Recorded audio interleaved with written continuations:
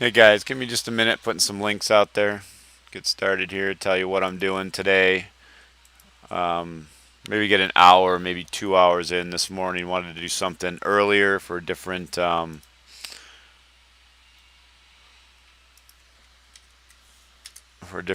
zones. Plus, I'm doing some stuff later tonight, so I wouldn't be able to do anything. So yeah, just give me a couple minutes.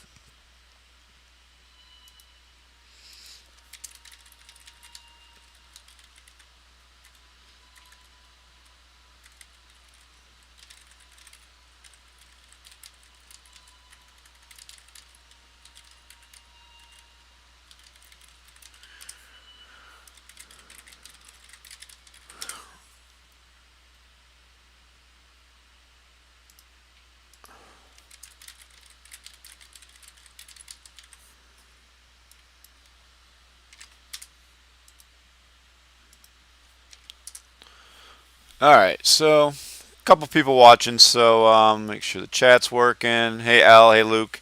Let me know how sound is. So what am I doing? So last night, sitting on the couch watching TV, and figured, why don't I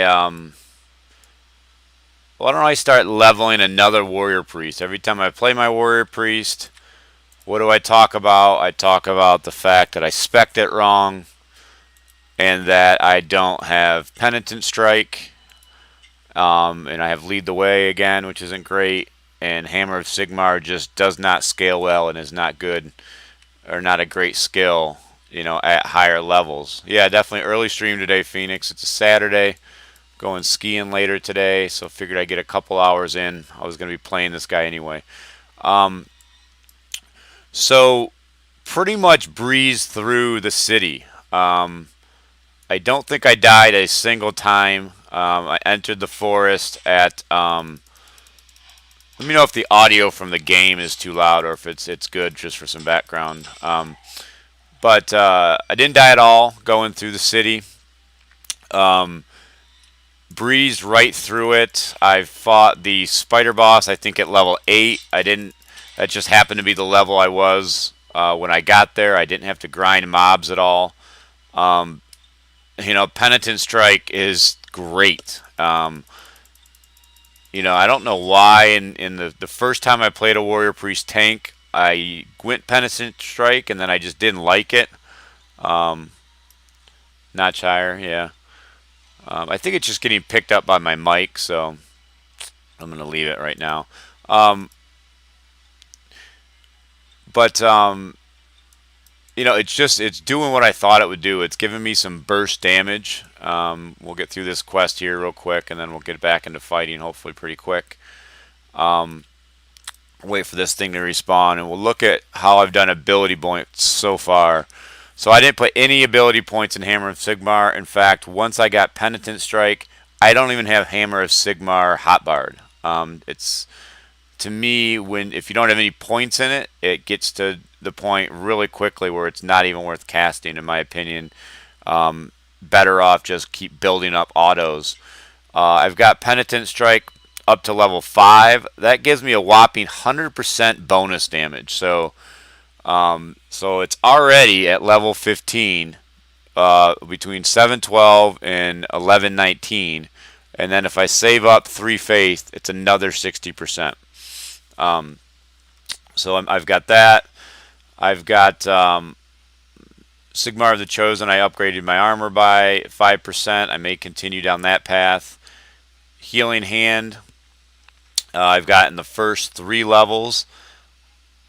I'm tempted. I'm thinking about taking this all the way on this guy to give me a 10-second cooldown, putting my heal cooldown at 20 seconds. I'm not sure yet.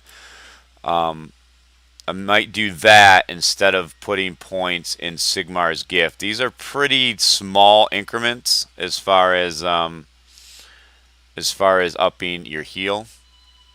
I go with some more armor. I'm toying with the idea of maxing out Armor of Righteousness as well, getting this down to let's see, so it's 120-second cooldown. I think you can get it down 30 seconds, 60 seconds. So you can get it down to a 60-second cooldown if you max it. and up it by another 15%, so it would be 40% of your health.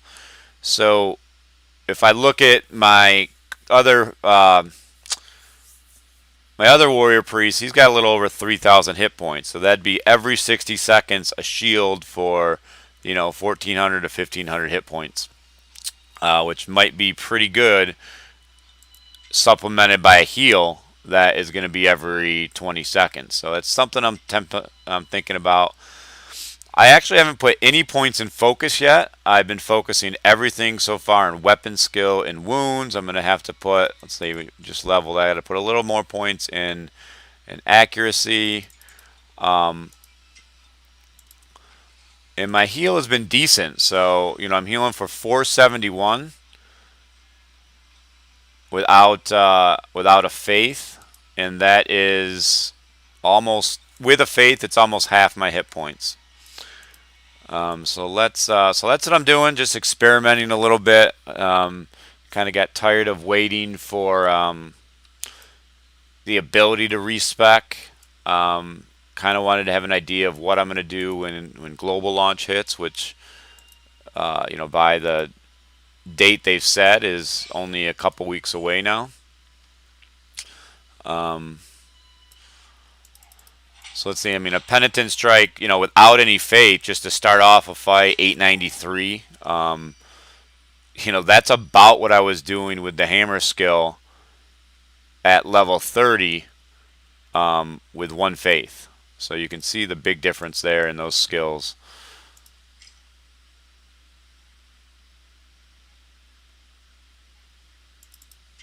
So let me just sell real quick.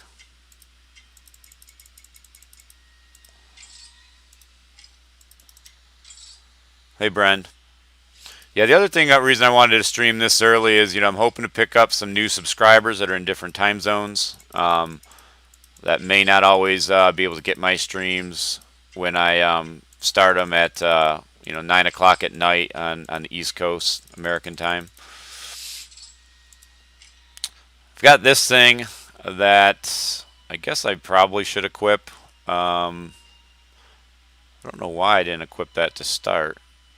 Accuracy, slash resist, it's plus to everything, so I'm definitely going to equip that. Got a few items that are at higher level that I traded for my other warrior priest.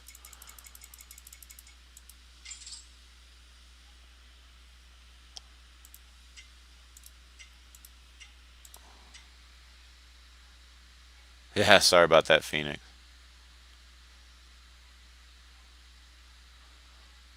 Well, Burned, when the forest first came out, I did my warrior priest.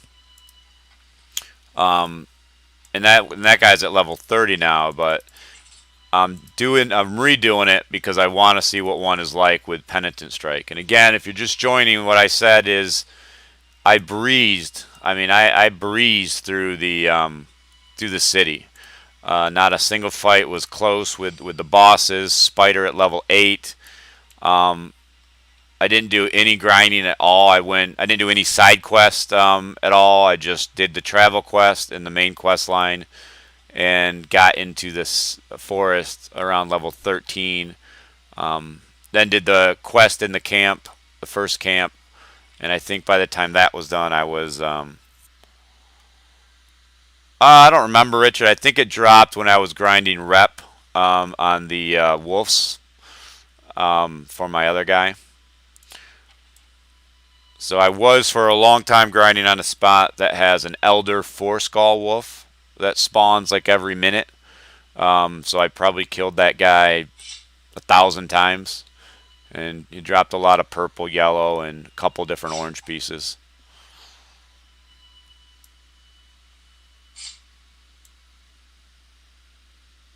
Yeah, so because it's masterwork, hopefully it'll last me a few levels at least.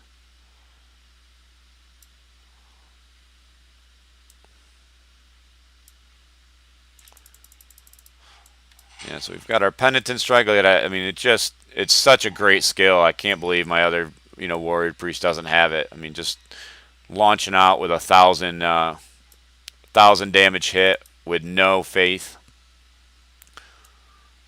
And it just works right into the way the warrior priest kind of plays later on in the game, where fights are longer. You're really just kind of building up faith, waiting, so we're going to build up all our faith here.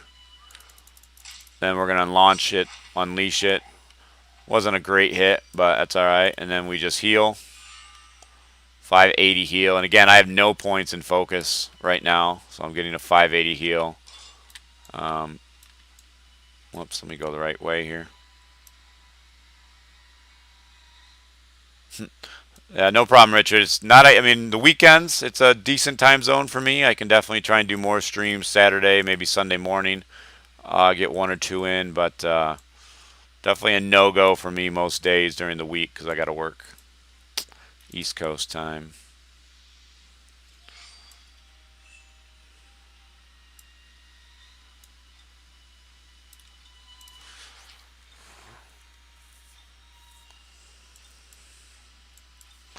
Tell you, I've not had good luck on my other warrior priests with the vendor. I got the 30k rep 2-3 times a day. I hit that vendor. I buy anything. Typically, I buy anything under 10 silver until everything else in the shop is above 10 silver. And I've gotten a couple pieces early on, but really nothing good since I got to 30k rep. I'm looking for a weapon. Still using just a green weapon, level 27 weapon. It's not great. But I just have not had great luck with the vendor giving me one of those. You see some people with some overpowered weapons hitting the auction house now. I saw a bow that was like 200 damage or something, which is pretty crazy. Alex, how would I compare it to leveling experience with CH? Whew. I mean, it's been 5 or 6 years, maybe 7 years since I leveled like my first character in CH. That character where you're not starting out with overpowered gear that you just, gave down, from your high level characters. You're not starting with elixirs and experience bonuses.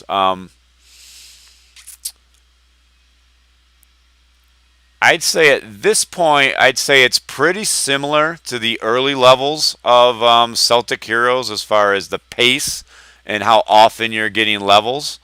Difficulty-wise, I'd say it's probably the same as some of the early levels in Celtic Heroes. The big difference is the quest, right? So with with Warhammer. Right now, there's a quest in both of the zones. There's enough quests that will take you all the way through the zone. That is not the case with Celtic Heroes. It's a little better now. They have a quest line that takes you quite a ways, but I don't remember exactly when that new quest line starts because I don't typically do it if I'm just power leveling up another character. So hopefully that answers.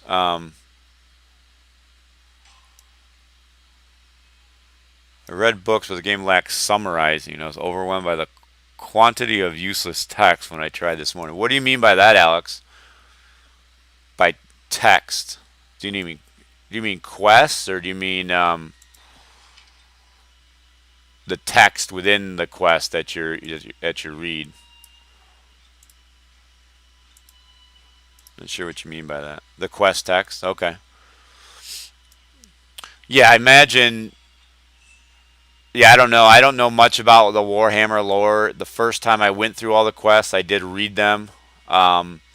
Seem good, but yeah, I don't know what they're allowed to do. If they're allowed to take, actual dialogue and storylines from the books or not, to really make it compelling. If they're not, then they're depending on their developers and their writers to create the lore and create the quest text, and who knows if those guys even are Warhammer fans. I don't know.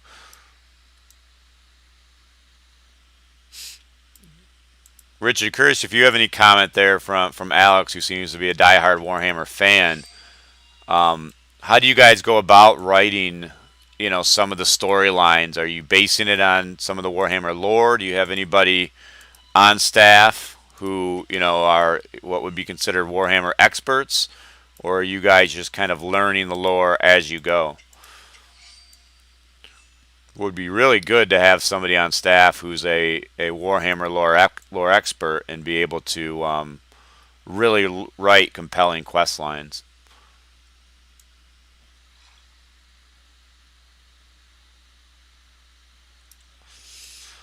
Yeah, and of course, Alex, there'll be more zones, I think, hopefully before global launch. So, a lot more different things to experience.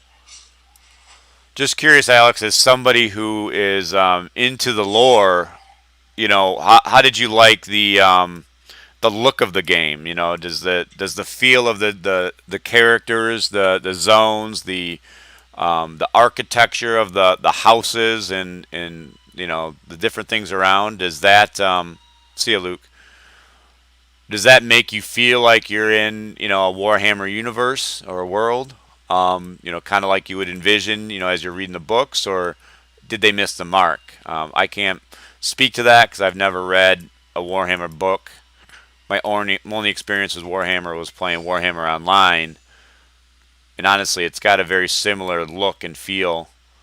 Not the same feel as far as gameplay goes, but character-wise, very distinctive look. Looks very identical to Warhammer Online, and the architecture looks very similar as well.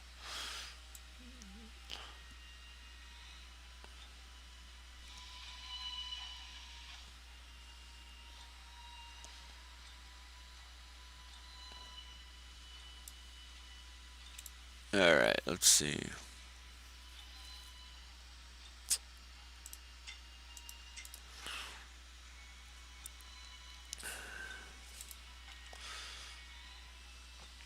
Really interested, once they come out with. That's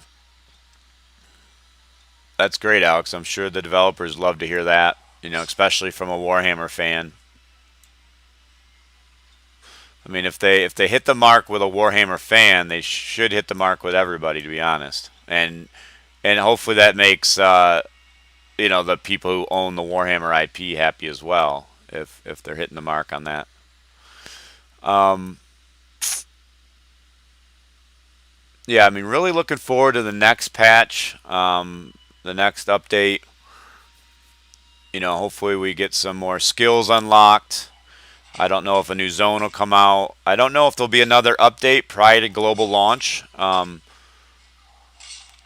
be interesting if there isn't, because there won't be a lot of testing or feedback on the upper skills. But hopefully they just continue to patch and upgrade,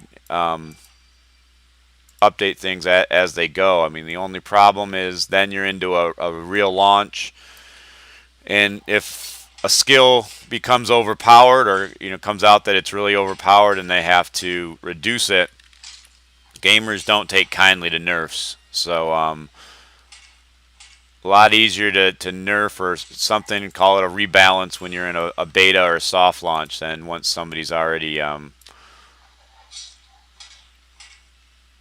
played the game in its official capacity. But sometimes that's just what developers have to do. Yeah, for sure, Phoenix. The iOS thing is very confusing. Why lads? Let's take on this Elder Wolf. So three skull Elder Wolf. A lot of the other classes I've been playing, I would never dare even come close to getting near this guy. Um, my engineer. Oh, we got a pot up here. He's hitting me pretty hard. Yeah,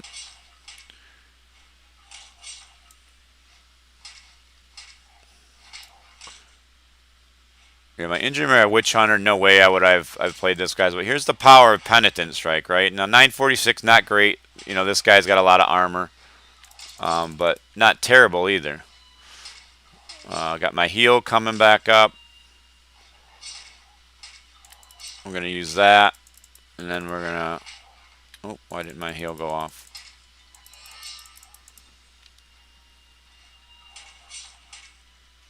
So I had to use a few pots, but a 3-skull Elder Wolf, I mean, elders and elites, they're no joke. They are quite a bit harder hit point wise than normal mobs. So, I used a couple pots there, but overall that fight went really well, I think. 291 experience, I'll take that. Not an efficient use of time by any means, because I used a lot of pots.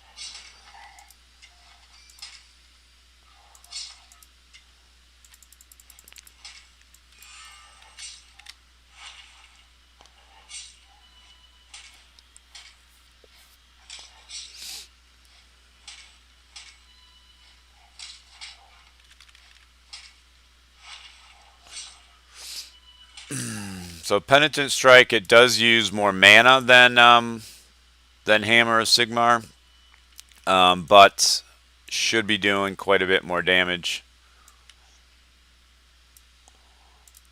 And I just find that energy pots are they're a lot more plentiful, it seems like, compared to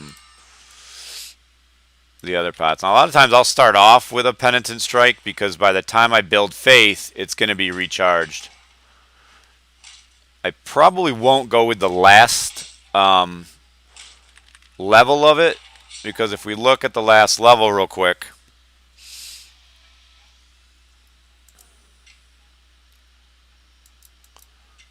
so right now it's on a 12-second cooldown. Last level is a 3-second cooldown, getting down to 9 seconds. But I feel like you're not going to build the Faith that fast. So I think by the time you build Faith back up to really optimize it, the 12-second cooldown is going to be there. So I don't think it's worth another 5 points, at least at this point, because you are going to be using some Faith on your heal.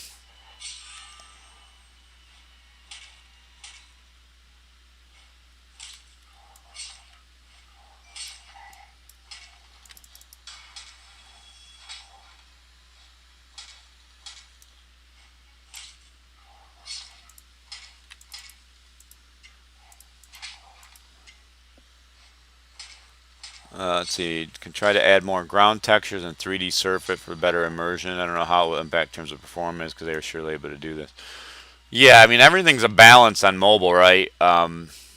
Desktop games, people got top-of-the-line computers with, top-of-the-line video cards. You can really push the envelope. Space is also a concern. The more textures you put into the game, the bigger and the higher quality textures you put in the game, the bigger the download is, the more storage the game is taking up on your device. So they have to take that into account. But I don't know. Have you been in this zone yet, Alex, or have you only been in the city?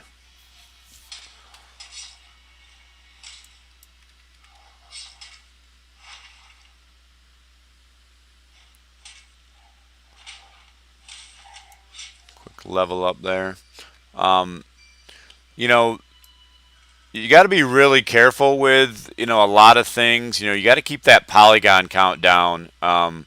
Polygons are what make up a 3D object, and you got to do trickery like this. Like, you look at this plant right here, and these are actually, each one of these leaves is just 4 polygons. So what this is it's a flat, well, this one's curved a little bit, so it might be a little bit different, but a lot of times plants are just a flat texture, or a flat polygon with just a PNG, type texture on it, to where the rest of it is transparent. Because if you made this plant and it was actually a full 3D plant, it'd be hundreds of polygons.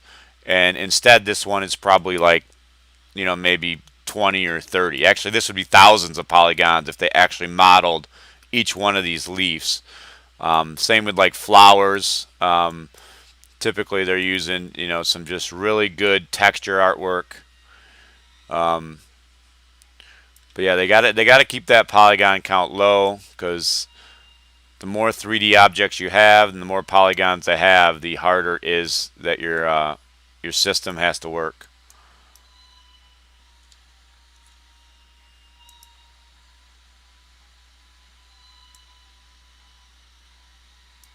Hey, Valia.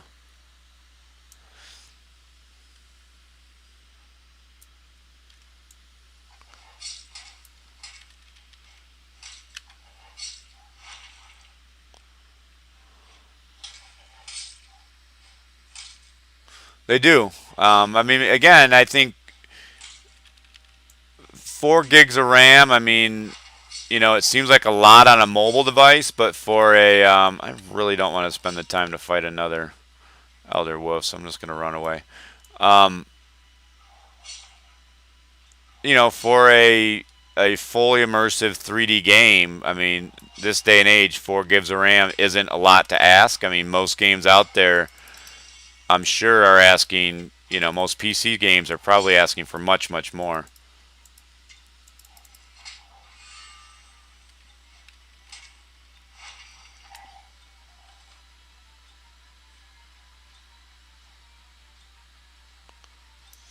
Where you take the content to talk. Burned, what do you mean by that?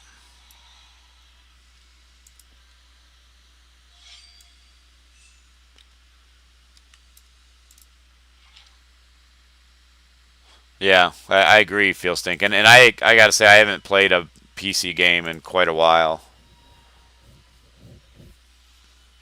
I like the convenience of mobile games. One thing I have none of on this guy, I have zero jewelry. I've got the starting thing. Got to hopefully get some stuff from the vendor.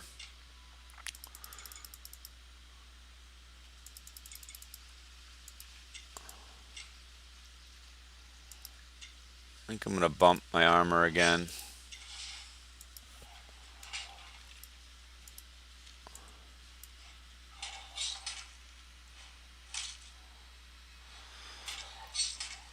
Chloe, so the reason why I started another warrior priest, because I've already got one that's pretty well geared out and level 30, is I wanted Penitent Strike instead of Lead the Way. So that's your level 6 skill. If we look at that again, Lead the Way is a cone-shaped radius skill, so it hits everything in front of you. I just didn't find it very effective. Penitent Strike, if you level it up to level 5, you're getting an extra 100% bonus and cooling it down a little bit faster. And then you can save 3 faith and get another 60%. So I went with that. I've got Healed Away up to level 3 now. So I've got an extra 15% armor there. And I've got Healing Hand also up to level 3, giving me an extra 30% on my heals. Stats wise, mostly just been maxing weapon skill. I've got some in accuracy as I'm leveling up, a lot in wounds, and I haven't put any in focus yet. I'm just kind of seeing how my heal develops. I'm okay with it right now being, you know, 576. You know, I got to look at my other warrior priest to see how much I have in heal. All right, I need to stop talking and zone out of here for a second. Otherwise, I'm going to be fighting wolves forever. But the reason why I like Penitent Strike is I found with my warrior priest as I get higher and higher in level, mostly what I'm doing is autoing and healing, and my faith is at max a lot of times. And so this actually allows for me to use that faith very effectively. And with Sigmar's Hammer, which is the first skill, I found that it wasn't great damage at level 30.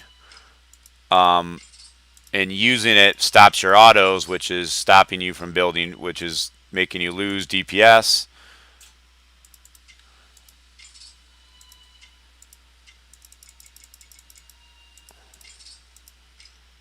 Oh yeah, I gotta equip this. I forgot. I had a level 15 hammer in my bag. These are all a little bit higher. We'll equip that hammer.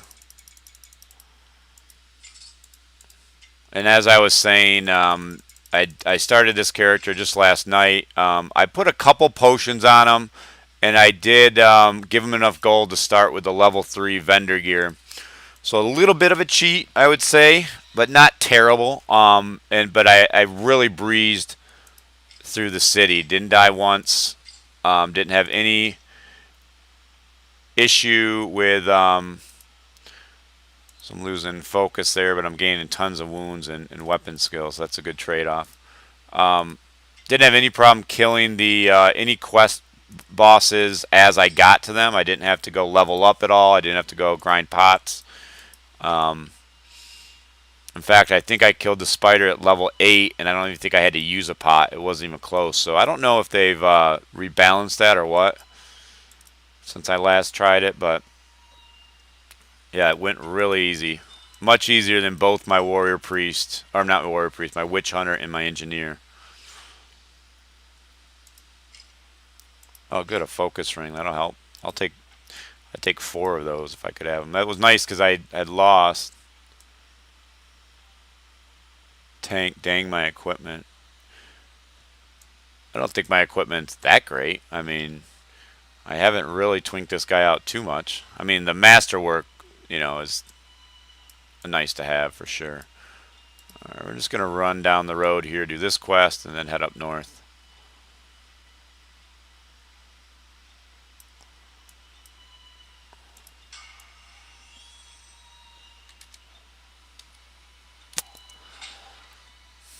Yeah, I think we were talking iOS. I can't wait for that to come out. Oh, what is my guy doing? He's doing the electric slide here.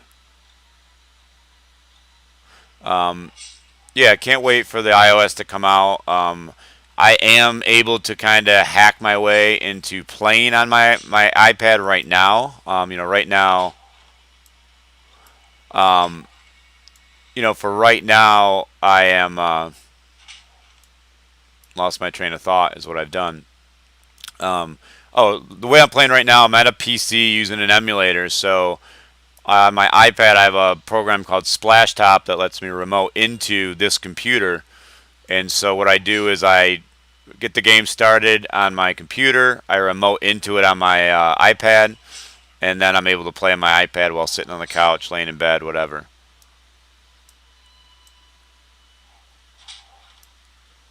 Alex, they have said, what they've said is that it's not going to be pay to win. So it'll be things like quality of life improvements and cosmetics. So quality of life improvement, bag space, more hot bars, bank space, more auction slots, things of that nature. And then big on cosmetics. So the fashion tab here, this will all be filled with different gear that you can put in there that's going to change the look of your armor. We don't know how far they're going to go with that. What we do know is that their other game, Celtic Heroes, goes further than any other game that I have seen. Meaning, and I've talked about this before, if you never played Celtic Heroes, you could be... If they took every character across all the servers and lined up 2,000-3,000 people, there probably wouldn't be more than a handful of people that look exactly the same or anything close to the same. They have that much fashion in that game and that many options. I mean, there's probably millions, if not more, options. I don't remember what I'm supposed to do on this quest.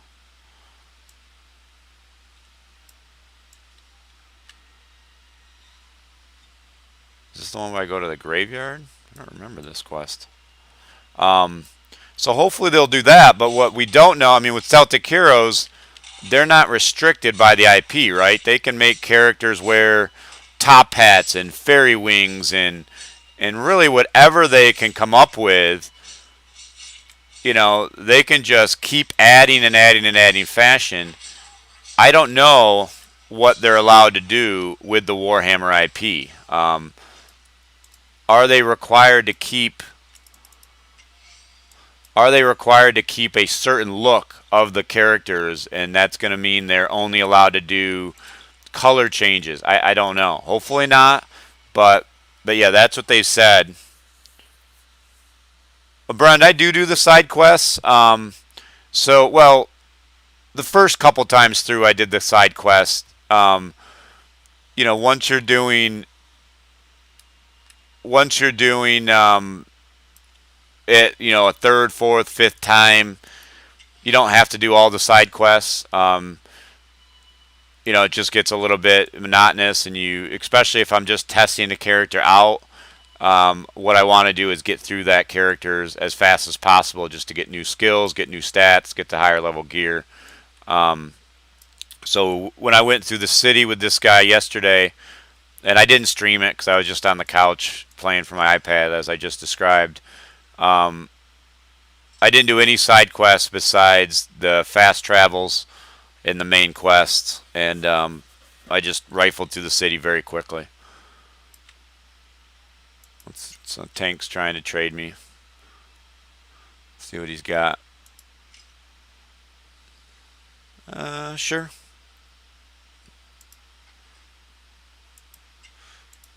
We'll equip those because I've got another pair of pants here, but I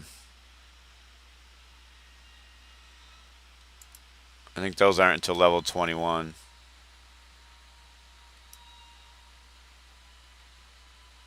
Yeah, the trading bar could use some work. There's a few interfaces that could definitely use some work. I really think they're gonna. I don't want to say the word overhaul. By the way, Tank, if you're watching, thank you for the pants. I'll definitely equip those when I hit level 18. They've gotten a lot of feedback on the UI in regards to the main UI, and hopefully they've said they're going to look at that feedback. So it'll be really interesting to see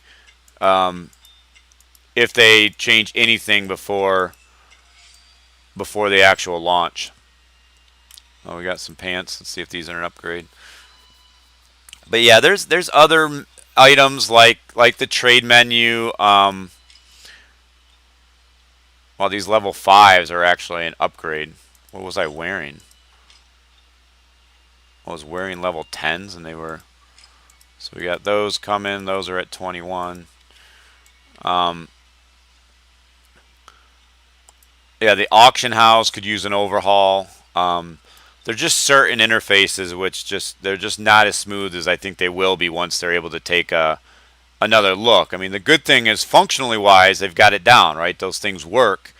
You just need a designer to have the time to take a look and see what better could come up. And those designers, I imagine, are busy designing new zones, probably designing fashion. I mean, I imagine, fashion is going to be what's going to pay for the game. So their designers are probably all working nonstop on designing new zones and new fashion, if I had to guess. But that's just my guess. Zico, level 24 and up. You really just got to grind. What a lot of people do right now, they go to the skeleton area, they group up. If you don't want to group up, you can go grind on spiders. Even though they max out at level 21, you're still getting some experience, and they die really fast, and you're not using a lot of resources.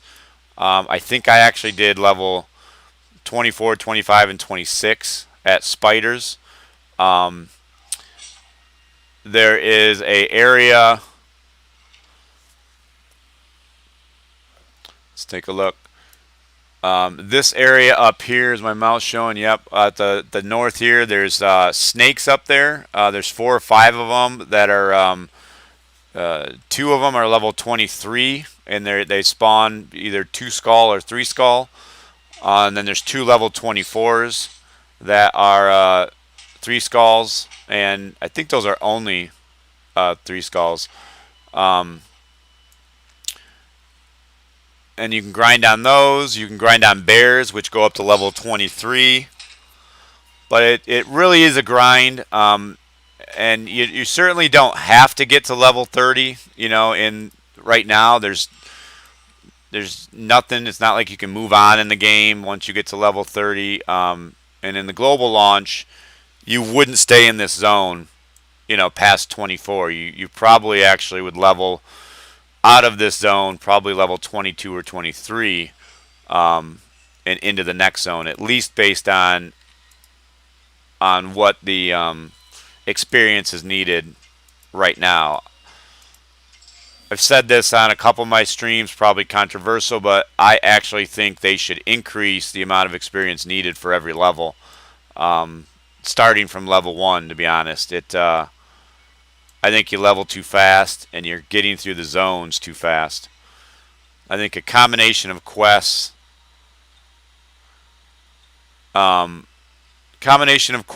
and some grinding of mobs your level is fine. You don't want it all the way one way or all the way the other. Celtic Heroes for the longest time was really all the way grinding, just going to a place where there were mobs, around your level, equal to or 2 or 3 levels above you, up to 5, I think it is, and just grinding for hours.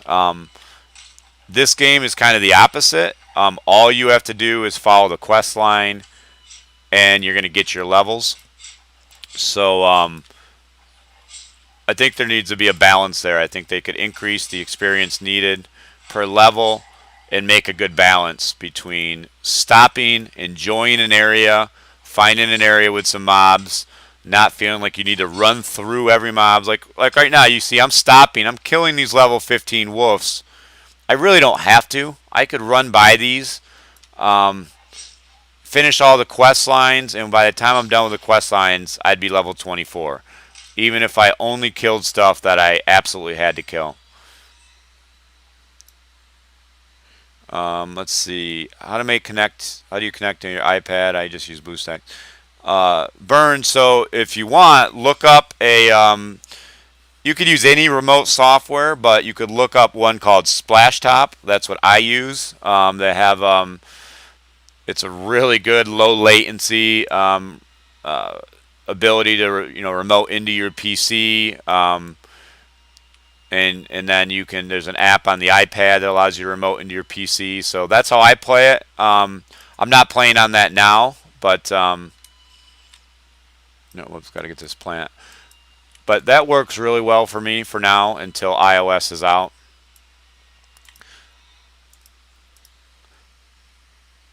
Let's see.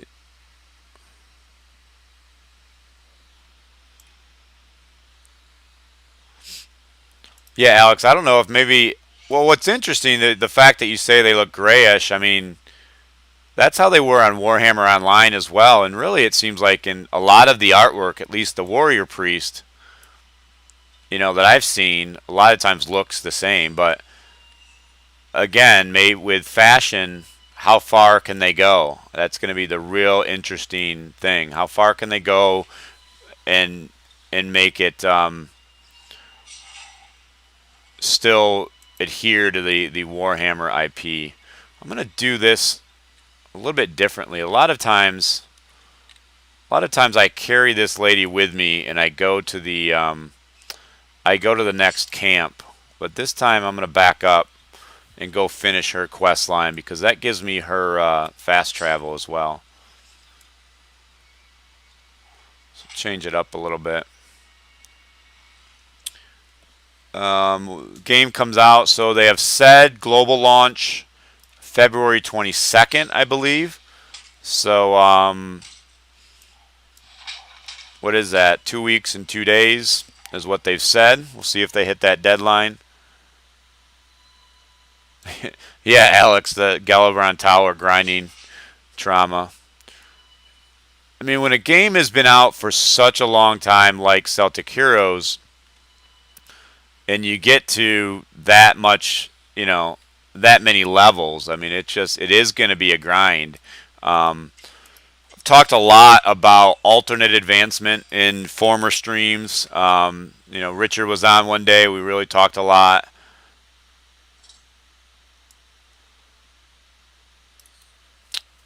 Richard, we'll go back to alternate advancement and answer Richard's questions. I don't know if Aaron's still watching. He was one that played a lot of Warhammer Online. I don't I don't feel like a lot, Richard. I feel like everybody looked very similar in Warhammer Online. I don't believe they had. It was a subscription game, so that was back in the days where MMOs were more subscription based. Um, Microtransactions weren't really a thing, so they weren't really focused on all kinds of different fashion. They had different armor sets that you would get by completing dungeons. And I think PvP had its own armor set, and so you could get different armor sets to make your character look different and stand out. But somebody who had an armor set from one dungeon, and another person that had that same armor set, they would basically look. See how we do with two skulls, but they would basically look exactly the same. I don't remember there being a concept of, oh, tank, don't do that. I don't mind you following me, but definitely want to play the character and get into trouble and see how I get out of it. Gotta check the balance of this guy. Yeah, no problem, tank. I'll let you know if I need help. I'll call out if you're still watching, if you're still following me. But yeah, Richard, they didn't have that kind of concept, so I mean, what you guys have done on Celtic Heroes, there's no reason to change that formula unless you have to, to stick to the Warhammer IP. If they've said, "Hey, you guys can make these characters look like anything you want," then man, I'd be doing exactly what you did on Celtic Heroes, just coming out with thousands and thousands of different combinations, because that's what's going to get people buying it. It's going to really make a unique look.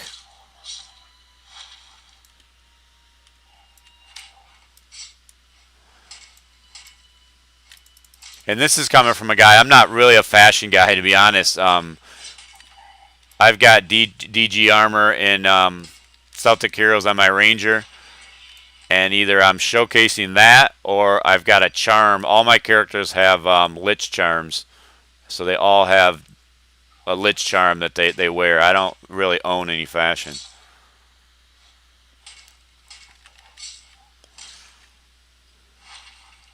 Yeah, it's going to be unfortunate if the lore holds them back, right? Because it's kind of a catch-22 where you're real happy to have an IP like Warhammer, because it's going to attract a lot of players just from the IP alone.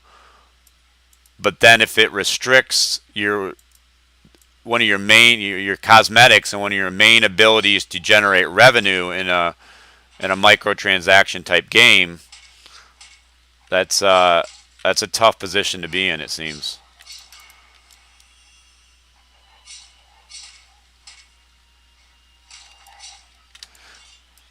Yeah, I like the way I'm doing this quest because, I'm fighting level 16 stuff.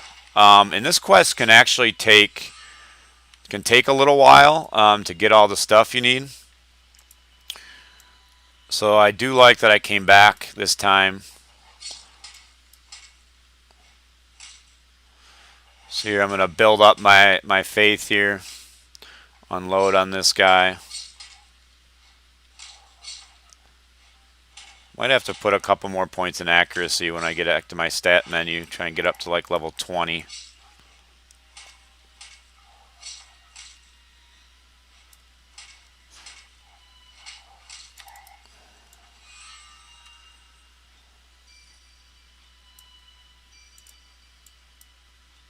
I may not put any points in focus, to be honest. My heal seems to be going up rather nicely just by leveling.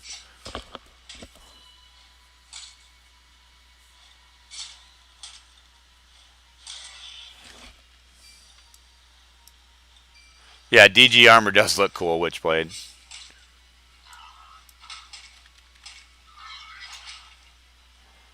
Yeah, I like this Penitent Strike. I mean, I'm level 17. I mean, I got a decent weapon, for this level. I got a blue weapon. But yeah, I mean, just hit for 1,300. That's huge for a warrior priest to be hitting for 1,300. There's a 1,400. I mean, that's just crazy. Gotta go with Penitent Strike, guys. If you're gonna play a warrior priest, do not mess with lead the way. Um, lead the way. The one thing they definitely what I would be doing would lead the way to make it even close to viable. Make it an AOE, and the animation could be cool. I remember the warrior in World of Warcraft. I think it was called Whirlwind. Was the skill, and he would basically spin around and hit everything around him in a big motion. That would be a cool animation, but it's got to hit everything around you and have a little bit bigger range to be useful. And then maybe when dungeons come out, if people are fighting, 3-4 things at once, it'll be useful. But for soloing, not so much. Almost died there just from not paying attention. Keeping my righteous. I don't really need righteous on most fights. I'm kind of just keeping it in. I didn't really need to fight this boar either. Keep it in reserve for if I get close to death or if I'm fighting two things.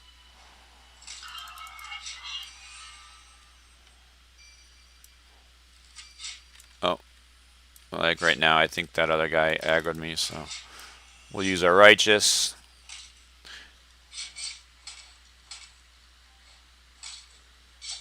Fahim. So here's the thing, Fahim. So Witch Hunter, and if you're looking for a roguelike character, you could go with Witch Hunter or Shadow Warrior. In fact, in some ways, I'd say Shadow Warrior is more like the Celtic Heroes rogue. Witch Hunter is good. I like the concept of the Witch Hunter. I personally feel, some others disagree with me, I feel like it needs some balancing. We definitely have talked a lot, and Richard has asked a lot of questions on the passive skills of the Witch Hunter. I feel like they're going to change those. We threw a lot of ideas out there, making the Witch Hunter a lifesteal class that steals life on hits, maybe. I don't know what they're going to do, but I do believe they're going to change it a little bit. Because it needs a little bit of balance. It can be a little bit hard to level and slow because of just the mechanics, but it's got the possibility to be really good at endgame because of the way you build up marks and stuff. But yeah, you're going to want to look, Fahim, just based on what I know of your playstyle, the rogue, both the Shadow Warrior with blades and the Witch Hunter. You're going to want to look at, but the Shadow Warrior with blades is pretty sweet to play, to be honest. But no, it's good to see you, Fahim, on a stream. What are your thoughts on servers being shared between mini regions? I don't think you can stop that, right? Feet Stink. I think most games, they will say a server is, North American, and then, one's European, one's Asian, whatever it is. But they don't lock them down. If you want to play with your friends on a certain server, you can. I think most of the time they're doing that just to try to keep people in the same time zone. They've said all the servers are going to be located in the same spot, right, in the same data center. So you're not going to get any better latency or anything like that, from joining a North American server. In this day and age, this isn't, 1999, 2000, where latency is a huge thing. I mean, pings across the world are, 50 millisecond, so that's not going to be a factor. I mean, honestly, if you have a group of friends that you go from game to game with, and you have a regiment starting out, and let's say you guys are all East Coast, you could say, we're going to pick a North American server because, it's North America and we want to be in that time zone. Well, that server is also going to have hundreds of other players that are in North America, and probably very few players that are playing, early in the morning. So you could say, we are an East Coast guild or clan. We're going to pick an Asian server so that most of the population of that server is playing in the hours that you're not playing. So you almost get that server all to yourself in those other in your time zone. So you got to think about that. Do you want to pick a North American server if you're a North American clan, and then you're competing against all the other North American clans? The other reason why you may want to pick, I guess that's not a good reason. Never mind. Let's see what else. Best class right now in terms of damage.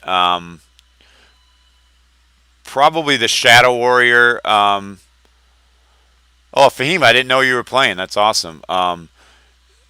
Probably the Shadow Warrior in terms of raw damage. The Archmage is right there as well.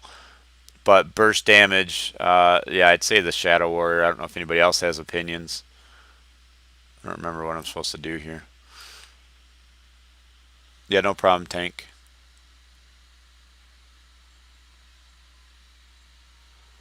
Yeah, Witchblade, you do still get items in your bag. You just start to run slower. In fact, when I've ground rep, there's times where I'm so overburdened that I'm almost close to not being able to move.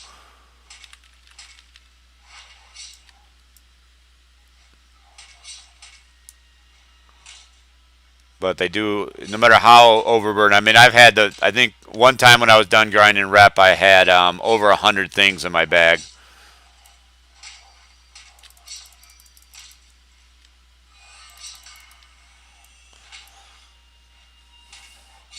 So, I mean, you can see here, I'm level 17, so only one level higher, and these are one skulls, but Witch Hunter, I would not have been able to take on three wolves like that and come out of it with my energy and stuff and my hit points where they're at.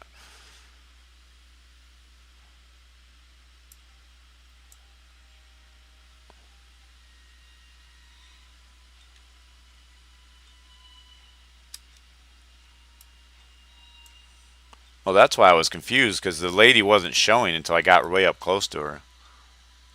Yes, you can fast travel when you're overburdened. Oh, God, that would be awful if you couldn't fast travel when you're overburdened. Oh, well, 100% Warrior Priest is... Well, Slayer probably is as well, but they don't get a heal. They get Doom. But, yeah, I would say the Warrior Priest is the most survivable. Now, you've got a lot of people right now leveling up characters and maxing out initiative to the point where they're probably more survivable, because when you max out initiative, you get to points where nobody can hit you. You see, yeah, and Tank made a good point in the chat in the game that Slayers get Bugman's best. I forgot about that. So they're really good at surviving as well. Yep, yeah, I did forget about that. And I forgot about it because I haven't played a Slayer since that was fixed. Where in the when I did level up my Slayers. All right, let's stop here. We're gonna have a big. Well, now we're really gonna see. Let's see what let's see what we can do here. This is 4. Oh, I don't want to run off. What is it? 4? Is it 5? All right, so we're 5 woofs deep here, guys. 5 woofs. See how they surround you? The game mechanics make them kind of surround you. That's why Lead the Way doesn't work, because it's cone shaped, and you have to reposition yourself. So that's the Warrior Priest, guys, right there. So that was 5 woofs, all near my level, a couple levels lower.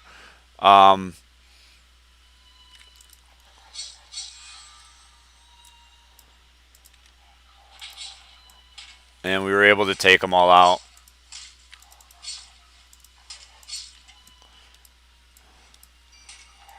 if I hadn't sent myself some energy pots from my other warrior priest, I would say once in a while I'd be having to stop to drink and get energy back. But certainly not every fight.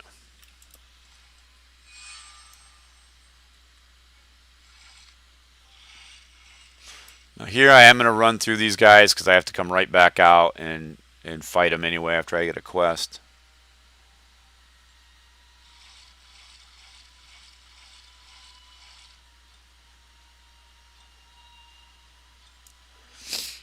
Yeah, feet stink. As far as the combat, it's all what you're into, right? Some people are into that twitchy combat where, you're focused on, you know, actually dodging things and how fast you can click and seeing damage numbers fly across the screen constantly, some people are into those games. For those people, there's 1,000 games out there that you can play that are basically like carbon copies of each other. There's certainly no shortage of those types of games people can go hook themselves up with. But the classic, ooh, I must already have that exact same thing because it's. Oh no, I'm at the repair guy. I was like, ooh, that's a nice. You guys ever do that? You go to the blacksmith and you're like, ooh, look at all this good stuff, and then you realize you're at the blacksmith.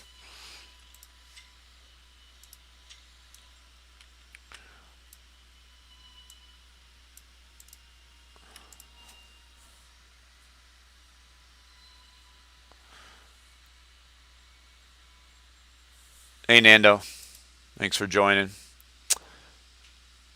All right, let's see what we want to sell here. We've got some level 18 pants coming up. Don't need these. A lot of people have talked about, a sell-all feature or just the ability to, if you could just go and check mark everything you want to sell, that'd be great. But definitely a better way to sell would be appreciated because it's kind of gets old after a little while.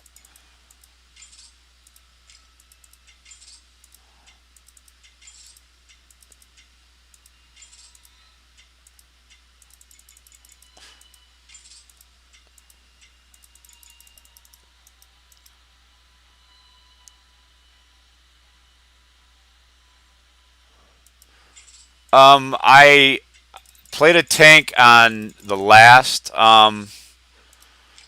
soft launch before this zone came out. It's not terrible, although I will say I don't know because stoicism, one of your skills, was bugged then and gave you in combat regen. So that's definitely.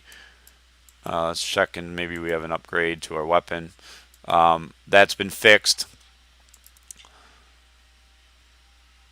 So that's not actually an upgrade because of the wounds and weapon skill. It'll probably be a while before I get an upgrade to my blue hammer.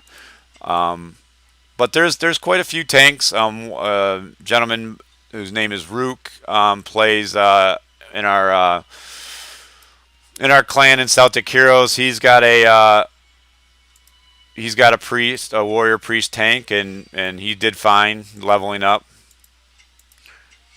I always play paladin type classes in MMOs for almost 20 years. When they have a heavy armor class that can heal, that's what I play. And this is that, somebody who's in the fight,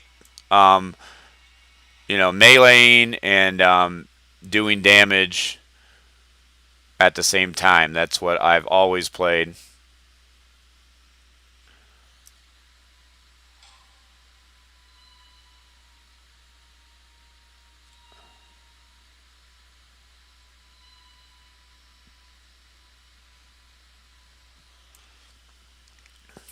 Yeah, the game going through the game like when a server first launches, right? Especially if you're leading the pack, if you're ahead of the curve and there's nothing in the auction house, it's just like with any MMO.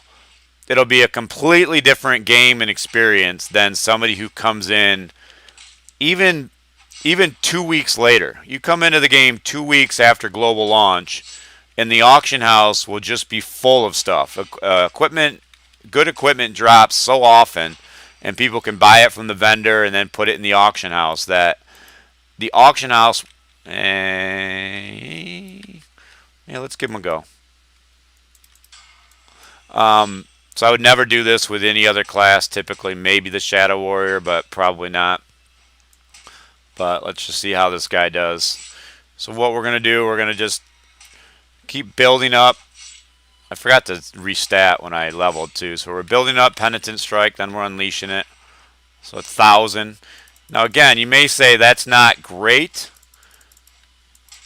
but know that my level 30 Warrior Priest with the Hammer of Sigmar, a lot of times it's hitting stuff for 1,000. So I'm level 17, hitting stuff for 1,000 with Penitent Strike, and there's 1,028. So long term, that skill should be hitting mods between 3K and 4K. Where Hammer of Sigmar at this level is hitting for, 1K.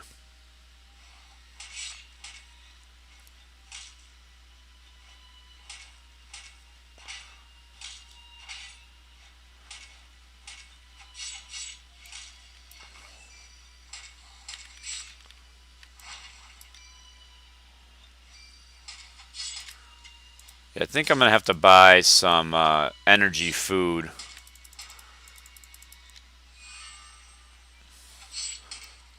Let's see. But yeah, as I was saying, those people who kind of come later, they're going to be able to get really good equipment out of the auction house, super cheap. And the game's just going to be different. It's going to be easier. You're not going to have to be as careful because you're just going through and destroying stuff based on overpowered gear. Let's see what happens. Two skulls at the same time. Well, righteous.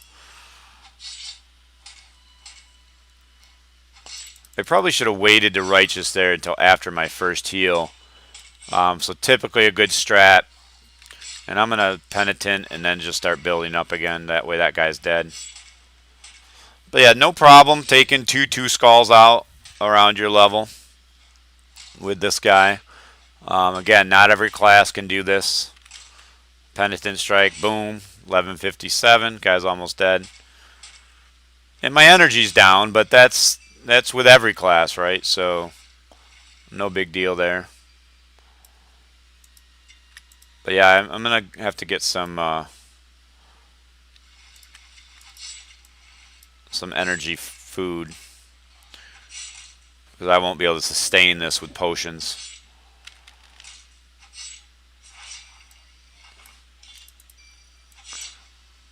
And we're going to try and hold out till we get our faith, get our max heal there. Sometimes you got to use Penitent with no faith. I mean, I'm honestly not even sure if the faith is working. Because if you look, let's get up to 3. Let's just try and do some experimentation. So 3 faith, 1 skull, hitting for 1120. Now that's supposed to do 60% more damage than 60% more damage than if you don't do a faith. And so that should be about 500 to 600 hit points, more damage. So let's hit one. Here's the same mob. We're going to hit him without. So 1,079. So I don't know, Richard, if you're still watching, I'd love for you guys to look at that formula and make sure. Look, I mean, there's an 1,100 with no faith. I don't know. I just don't feel like that faith is giving me 60% more damage. It could just be a feeling thing.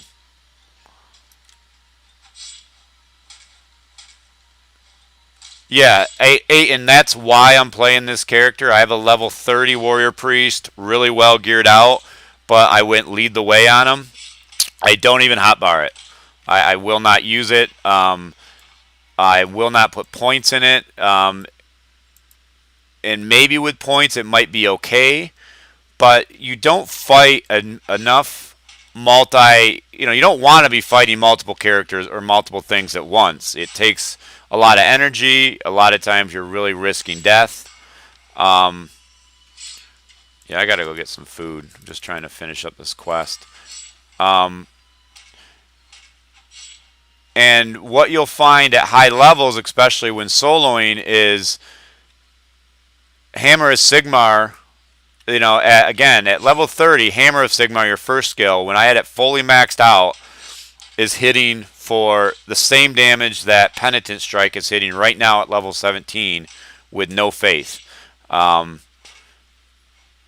So you can see I don't even have Hammer of Sigmar hotbarred.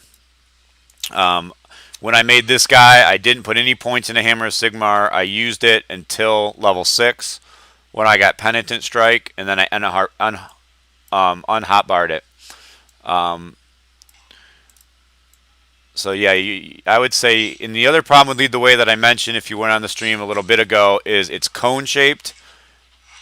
When you have, I think I might have to mute here in a second, but it's cone shaped. When you have multiple mobs around you, the game mechanics, people grinding rep. I just want to finish this quest. Oh, come on.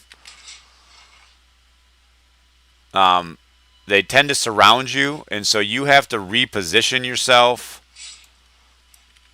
in order to get all of them, and you're losing DPS as you're repositioning. So yeah, I think they need to make a complete AoE and make the animation have your character twirl around, hit everything around you, and then it might be viable. But you can see, I mean, I'm just going, I'm mowing through these guys, you know.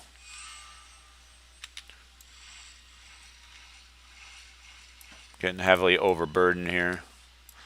I actually haven't statted up, I think, in 2 levels. Let's see. Let me try and catch up here on some of the comments. Oh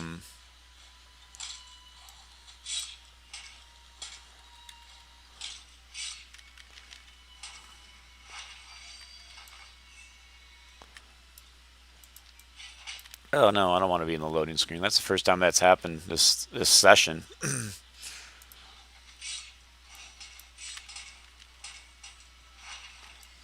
Alright, so I finally finished that quest. You definitely want to get to this area, you know, between level 16 and 17 if you can, because that quest takes a while and you want to be fighting mobs that are giving you experience. So don't wait too long to get to that area, because then you're just wasting your time. Once I turn in these quests, I'm going to stop for a minute and look at the chat, kind of catch up with the conversation. That is not an area that I can really multitask very well. A lot of times you want to re-get this more trophies because you're going to be killing a lot more of those mobs.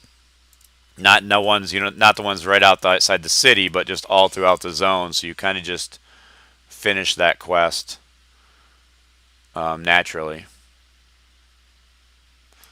All right, so let me check up a little bit.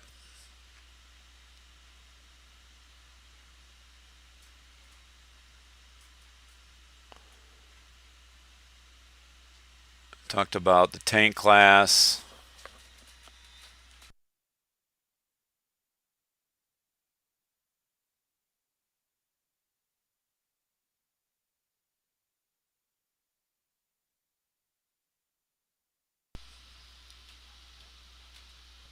Let's see, any news on stat bug fixed? Sucks buying item, then after relog my defense goes from 120 to 80 after wearing merchant bought items. Yeah, hopefully that gets fixed. I keep hearing people talk about it. I've never actually paid enough attention to know what actually happens there.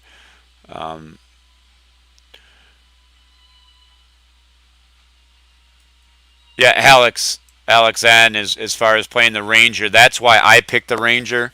And, I'm kind of known, within my clan on that server as a really high survivability and a solo Ranger. I really maxed out my my light heal, had high defense, had high armor for a long time, and was really able to do some cool things that the the Rangers that played just DPS weren't able to do. So the Ranger was, I called him a Rangedin, you know, trying to make him into a Paladin the best I could, but still using a bow. Does the damage on the healer side do more than on the tank side of Warrior Priest? Aiden, no, I don't think so, because the skills I'm using are Penitent Strike and just autos for my damage, at least right now. And those are both available in the first 10 levels, so available to both the tank class and the healer class. Your damage is going to come mostly from those skills, your autos, and what you have in weapon skill. Weapon skill increases your physical damage and your magic damage dealt. You know, it says increases magic damage dealt slightly, and then focus says magic damage dealt by a lot. I don't know what magic damage right now a warrior priest does, if any. Like the affected stats, weapon skill, and focus. I don't know what's considered magic damage on a warrior priest, at least in these first 15 skills. So let's see. So I've got some stats, so we're gonna keep bumping this guy up. I do want to get focus or accuracy up to 20. And then we're going to go one more with wounds. I eventually may start putting some in focus. But we're going to... And energy will come. It'll come with equipment. Check the vendor. I need some rings. I would take any rings.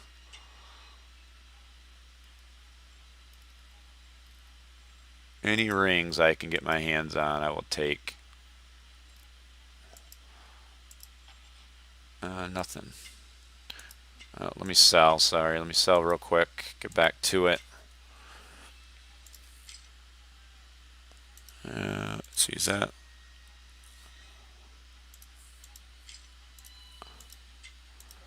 I can equip those pants that Tank gave me, so I'm gonna do that in a second. I got to 18 now. Sometimes when I'm out in the field and grinding rep, I won't even go back and sell gear. I'll get overburdened and I'll just destroy it all because it just... Well, those are good. That's a good upgrade too. I mean, you get like 4 copper or bronze or whatever it is for stuff. It's sometimes not even worth going back and selling. What else? Is the damage? Okay, we talked about damage. My Slayer is level 19. I have his build at 45 damage for if I help 27 hit, if I'm not mistaken. Nope, you can't drink the energy food and the energy stuff and food at the same time. Maybe they'll change that.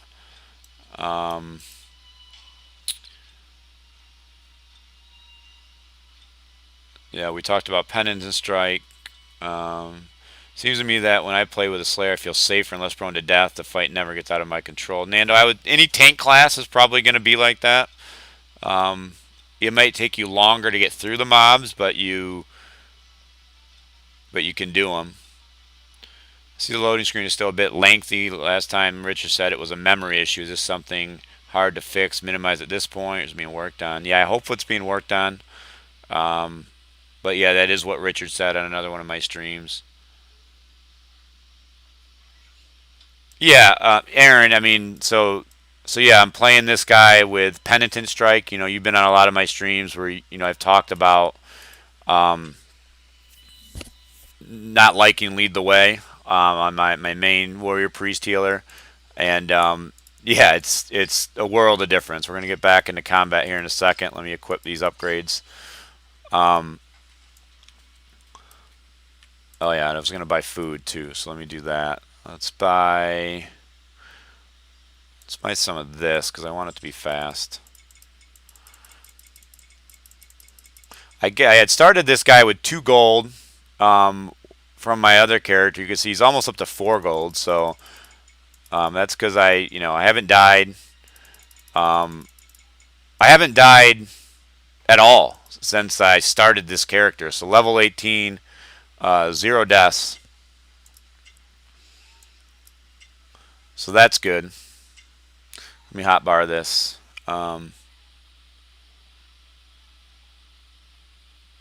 I'm not rich. No, I think I have 20 gold, Nando, on my warrior priest. There's people with far, far more gold than I have. Make sure this one here is assigned here. Guess it is. Um, yeah, I've seen people with screenshots where they have 300 gold. I'm nowhere near that.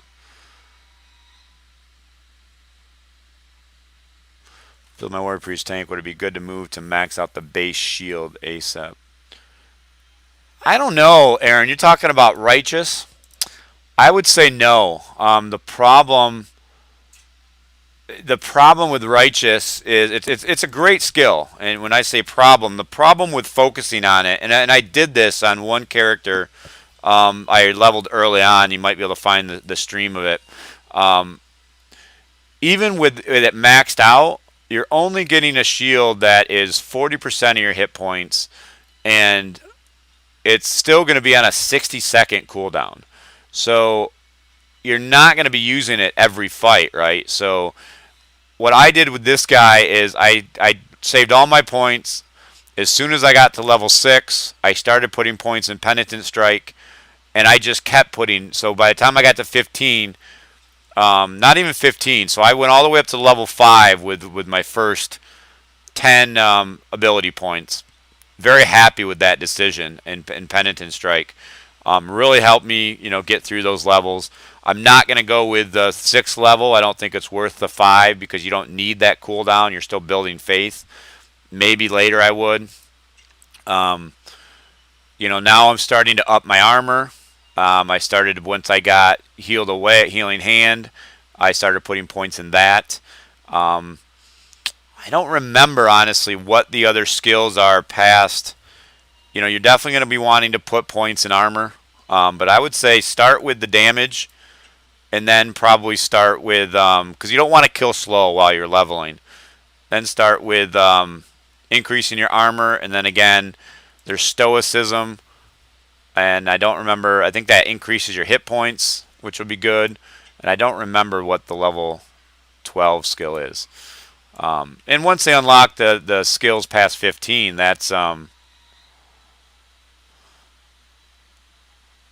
um, that's a different ball game, right? Because we don't know. Maybe we want to save ability points for that. All right, let's get back to it. So that was a long break there in the town. Got 17 people watching. That's pretty good for a Saturday morning. I might be able to go for another hour. I do like that a lot of these quests, I've gotten I think legs, gloves, and now a chest from a quest. This one I'm not going to equip just because I do have well, yeah, because I've got a lot more stats I'm going to lose, so I'm going to leave my this drape on for at least a couple more levels. I'm going to check the equipment vendor real quick just to see if maybe it's got a weapon upgrade.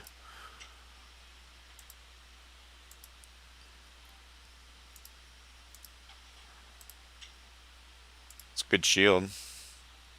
Promise ring. Well, I don't have anything, so I might as well take Pierce Resist.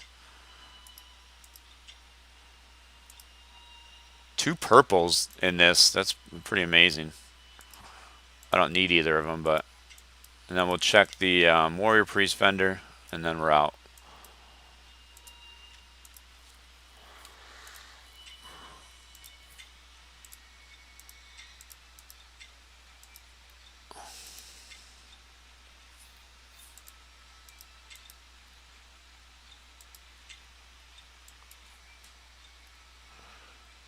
Alright, no upgrades there. Alright, so let's see what we want to do now.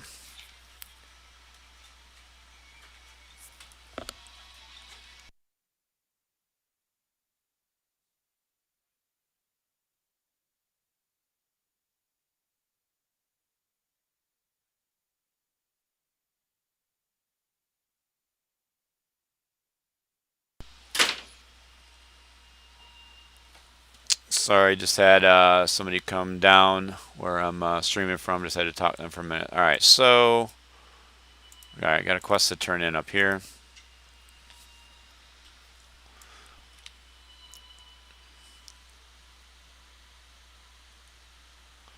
Yeah, I think you did, Aaron. But it wasn't until I got to higher levels that I realized the gameplay of the warrior priest and how common it was for him to build up faith to level 3. And I was hoping that Hammer of Sigmar would get better and better, and it just didn't scale.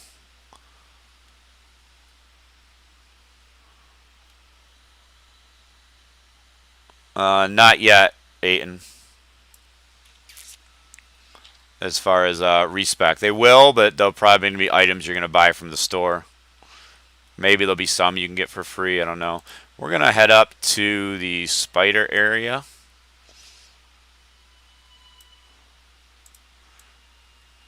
Because I want to see. I was up there. I went up there at level 18 with my engineer yesterday.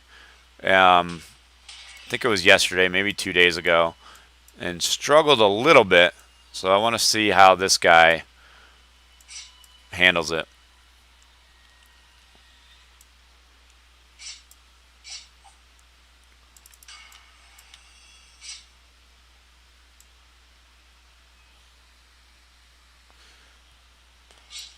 Because I probably could go up here to the spiders and get up to level 21 pretty fast. And that is probably what I'll do.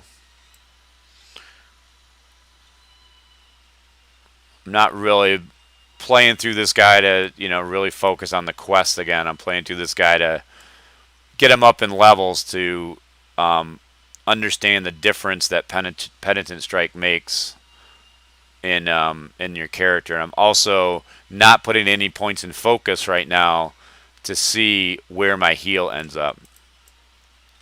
Alright, so these are still a little bit higher than me, but I've got a good amount of accuracy, so we're going to see. Not really missing too much. There's a miss. But not bad at all, really.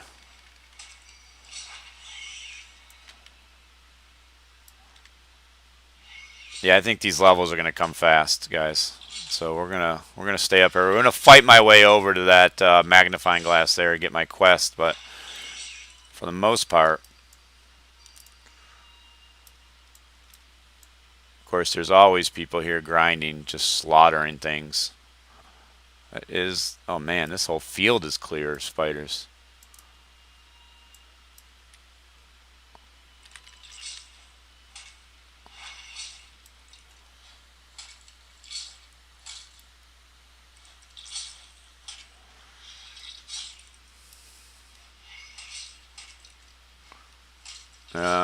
Missing this guy a lot more.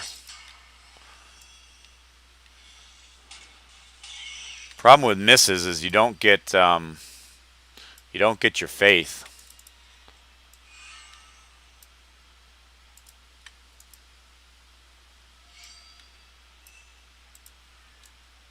I'd have to start trying to get up to next character I play. Maybe try and get accuracy at level 30. I like accuracy to be at 30. Might have to try and get accuracy up to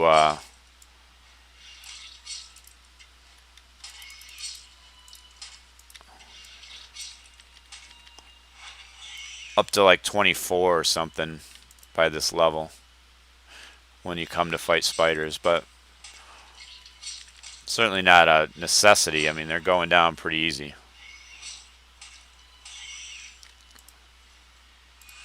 I've got some smaller potions I have to equip as well.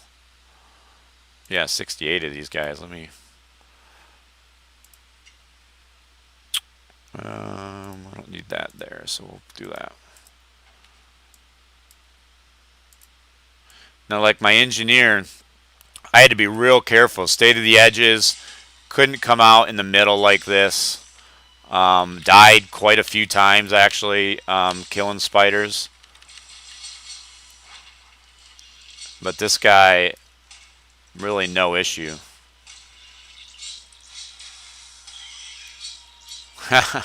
This area is very Harry Potterish, right? Right, the one movie where they go into the spider lair. I really wish they they really need to add another ring boss in this zone, or actually a couple more ring bosses. This area would be perfect for a huge spider.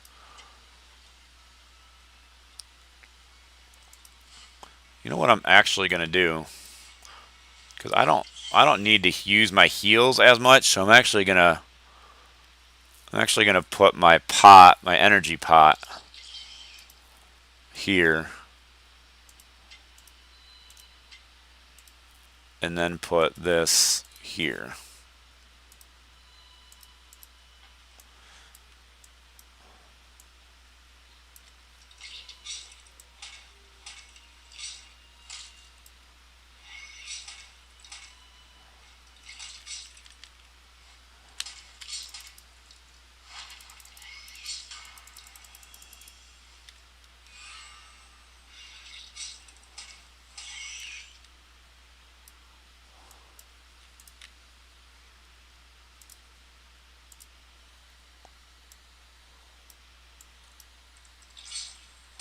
He never helped on Spider and CH. That's funny.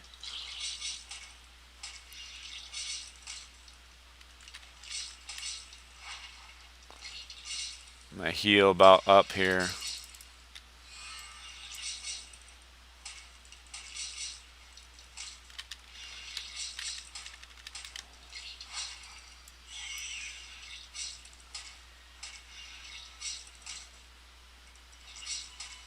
I'm probably going to have to heal pot here, but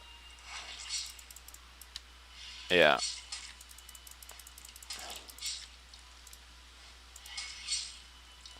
If I would have had Righteous up still. I mean, I'd like to get Righteous down to a 60-second cooldown. I just don't know if it's worth giving up other things.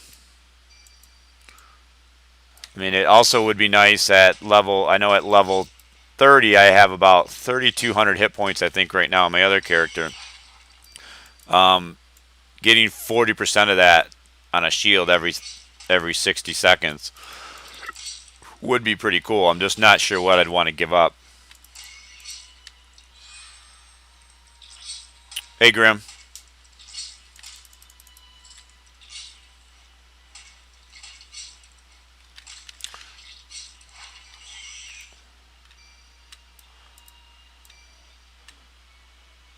Yeah, considering I'm 2 to 3 levels lower than these guys, I'm slicing through them pretty quick.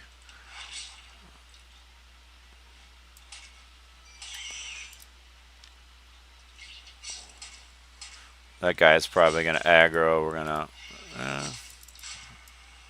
probably didn't need to use that.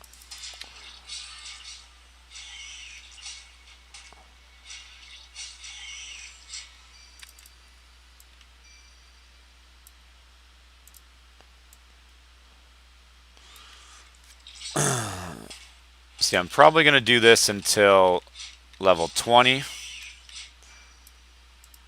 Just because you tend to run into a lot of quests that can be difficult between 18 and 20 at this point, if you just continue to quest. Does the weapon dictate the class, like shield equals tank and great? So, to an extent, yes. So once you pick your path, any skills before you pick your path, like any skills up to level 10, can use either the weapon. So like for the warrior priest, you can either use the one-hander and the shield, or the that was a waste of a penitent strike right there, and I missed.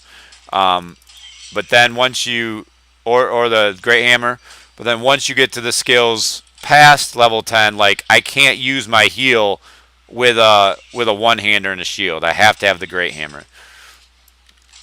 So you can always use them, but you're not going to be able to use some of your skills. So it's definitely not recommended to use them. You can try to hot swap, the great hammer in when you need it. I've tried that, but I don't know if it's a bug or intended. You have to move in between each hot swap, and you kind of lose some DPS. It's not great.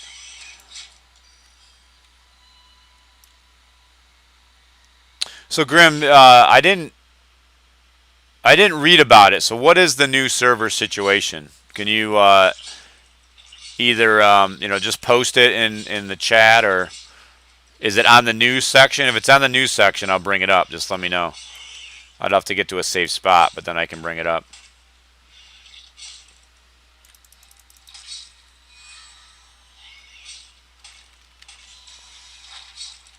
Okay.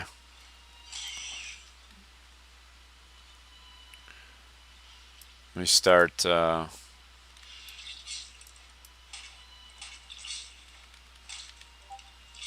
heard the ding, so let me get to a safe spot. Talk about that for a minute once I read it.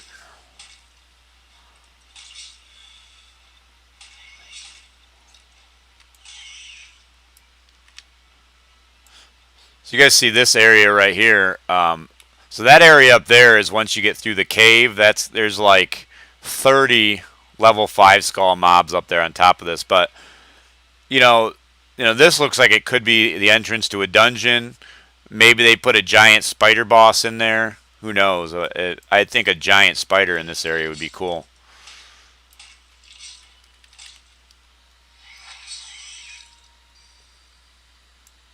I don't believe so, Aiden. No. I do not believe they get a heal. Maybe down the line they get some sort of heal, but I don't know. I know that on the healer side, I forgot that I have 3 points that I can go spend. Let me fight my way out of here first. On the healer side, later on, when we could see some of the skills, they had some cool skills. Like they had one skill that was an aura that basically gave everybody, when the aura was on them, like a life steal. So they would get, everybody in your group would get hit points back when they attacked. So that's a cool skill. I don't remember looking too deeply into what the warrior tank skills were past level 15, and we of course couldn't see them all. I could fight that bear right now, but I don't necessarily want to. So let me go in and stat up first, and then I'm going to read Grimm's post. Ooh, what is this? What is this? I like it. No slash though, but I like it. I don't know that I even want to equip this on this guy. I may leave this for my my other warrior priest. But no slash resist. Because there's no slash, I'm just going to equip it.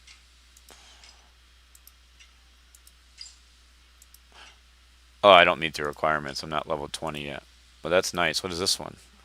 Oh yeah, I did buy that. Let me equip that. That wasn't an upgrade. Alright, so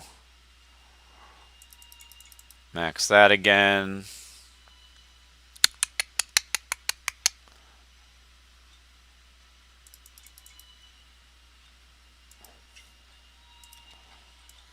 Alright, let's look at what Grimm sent me. So we never said Tal was just C. In fact, we didn't specify which regions would have labeled servers. You were all just assuming because C was the first region we released in. So now everyone being released in South Africa, India, etc., places that usually took EU time zones are being focused into what we all assumed was a C server. I think it would be a real mess to have all these time zones on one server.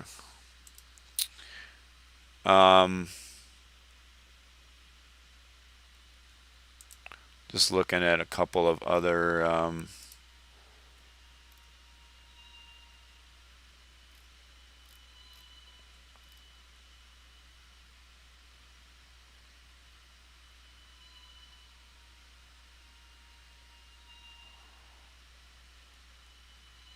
right. Yeah, I mean, I don't know. I think thanks, Richard. The only thing that's problem with it is it doesn't have slash, and I'd say 80% of the things in this zone I think do slash damage. But that's one suggestion I've put out there, is that it'd be nice if in the description of when a mob's hitting you, if it said, spider slashes you for, 20 damage, or spider pierces you for 20 damage. So you could actually tell what type of damage a mob does.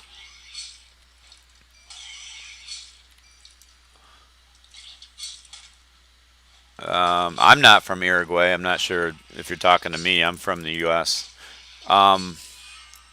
So Grim was asking about, that, servers may not be labeled for certain regions. I mean, I don't know if it's an issue. I mean, in some ways it's good because you also don't want a server to be completely empty. Let's say that you've got a U.S. based East Coast server, and then during Asian times that server is completely empty. There's barely anybody playing on it. You don't want that either, right? You want, hopefully the servers are populated enough with people from all time zones, and people that play in the same time zone start to gather up in groups, and then by grouping they then form regiments, and then you actually have regiments that are in all time zones on both servers. Now,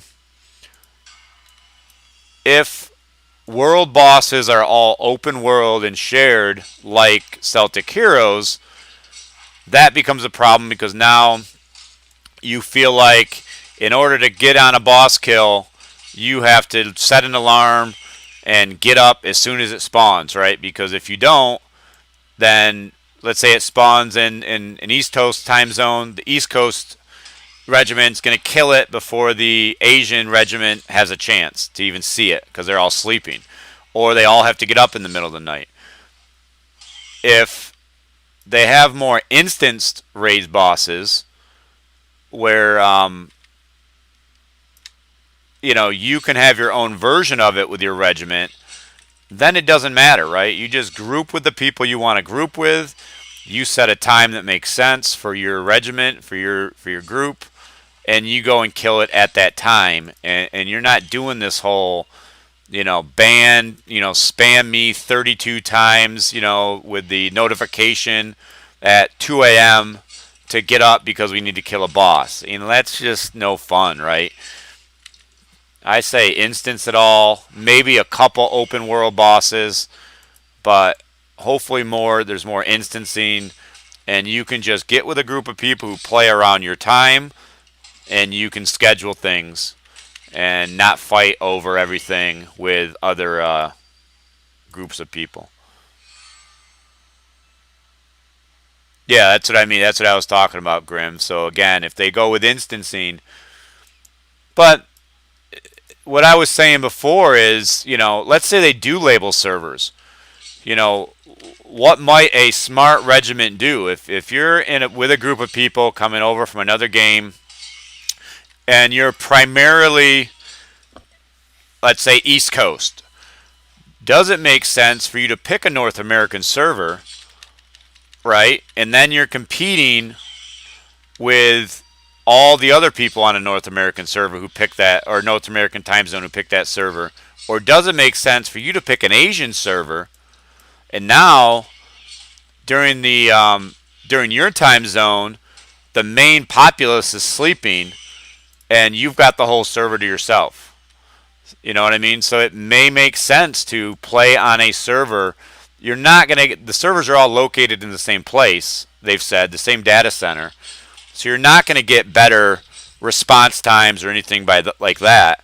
I don't know. I think it's good that there'll be, hopefully the time zones, the servers will be spread out. What you don't want is a dead server any time during the 24-hour day, in my opinion.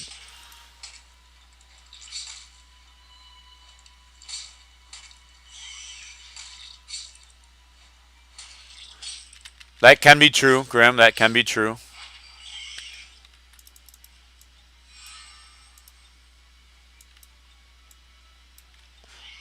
Yeah, I don't know what the for sure answer is, to be honest.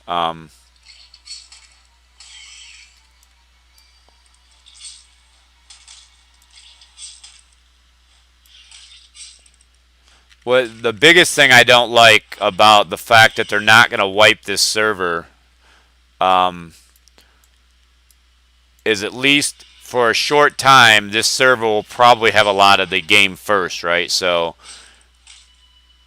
especially if they have another release before another level update before the actual global release, and people can get even past level 30. This server for sure is probably going to have some of the game first as far as boss kills, and that kind of sucks that other servers will have to kind of trail behind. They won't be able to. When a new game comes out, one of the most fun things to do is explore the game where there are no videos like mine out there. There are no tactics made yet for boss fights and guides, and you're figuring it out. But with a server like this that's been around for so long, people have already saved up a ton of gold. They've got the best gear for level 30, so they're going to fly through the next set of levels. They've got an advantage, right? And they're going to do some of the server first, at least initially, until other servers catch up.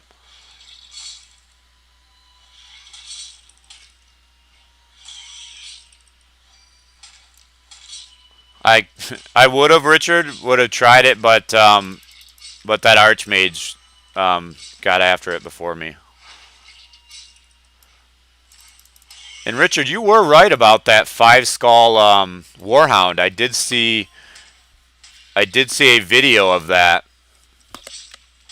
Or not a video, just a screenshot with that group of people fighting that. They said it didn't drop anything.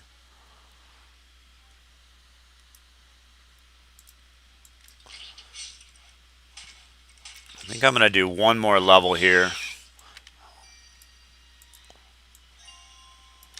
Ooh. No, Pockhammer is a one-hander, unfortunately. I don't know, for anybody who watched me with my engineer yesterday going through this, doing spiders and doing the same thing, trying to level up, it's night and day. We are going to pull this guy back, though. These things are almost like all-time snared. Look at how slow he goes. So, long fights, my main tactic is, save up the faith. I'm going to get my heal in. Hopefully this Archmage leaves me alone. Got my faith. Boom, 1783, boys and girls. I am not hitting for 1783 with my level 30 and Hammer of Sigmar. That was easy peasy. No pots. Still have energy left.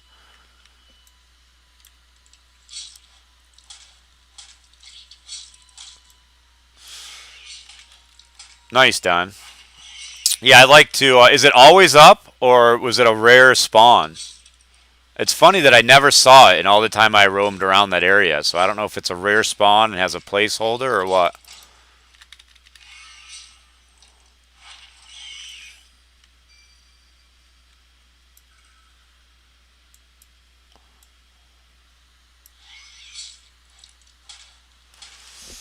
I really think, they really need to rethink the name bosses in the area. To me, what the name bosses should be for is to get jewelry.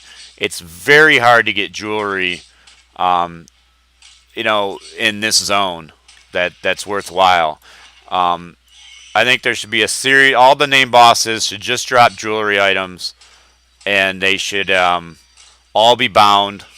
Don't drop anything else besides bound jewelry items, so people aren't farming them. I still have none of the name skeleton jewelry because I'm just not gonna sit there and wait for it to spawn and then get in a group of 8 and hope for the best. I think they should use them, and I've talked about this a lot. Use them as a way to get people to group together, get them to cooperate, understand the mechanics of each class and how you cooperate to kill something. But let people group together and give jewelry for all of them.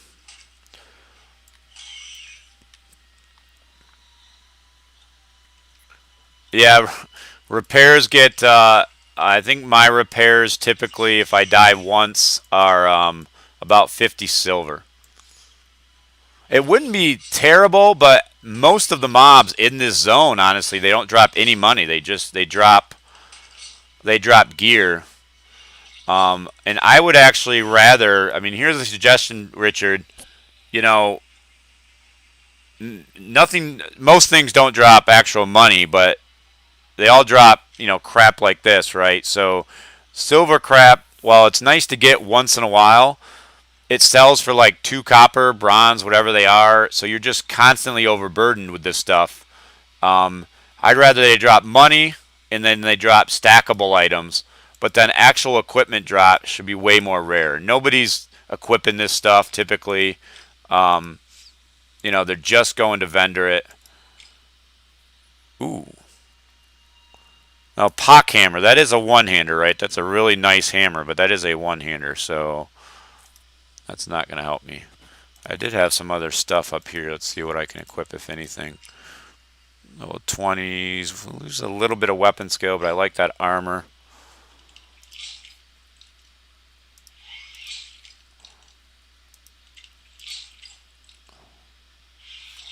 I think I'm getting spidered.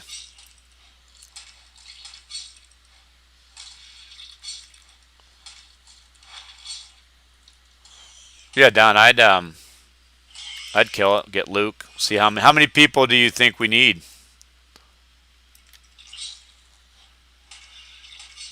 And it didn't drop anything at all.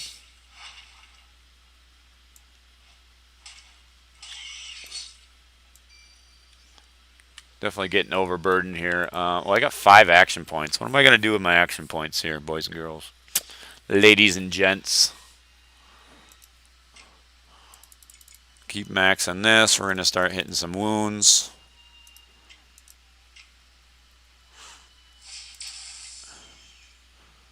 I think I'm going to go another 10% armor. I think what I don't have on my current warrior priest, I don't have level 6 armor for that 15%. I might go for that. I like the idea of that. Trying to get up to like 500 armor or something. I think my other warrior priest is at like 420.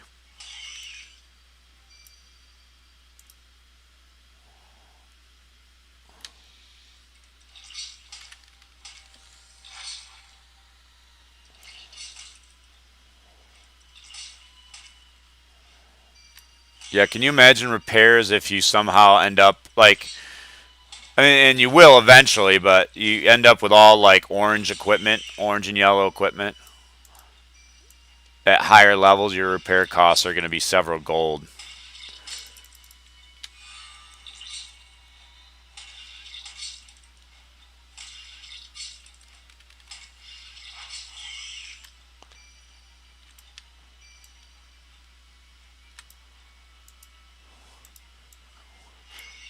Warrior Priest with Penitent Strike is like a different class. It's like a different character altogether than when you don't have it.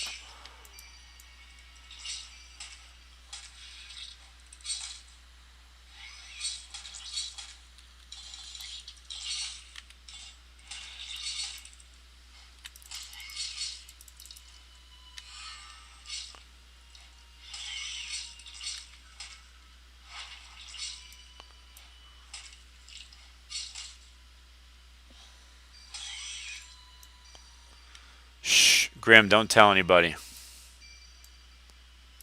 Don't nerf my Penitent Strike.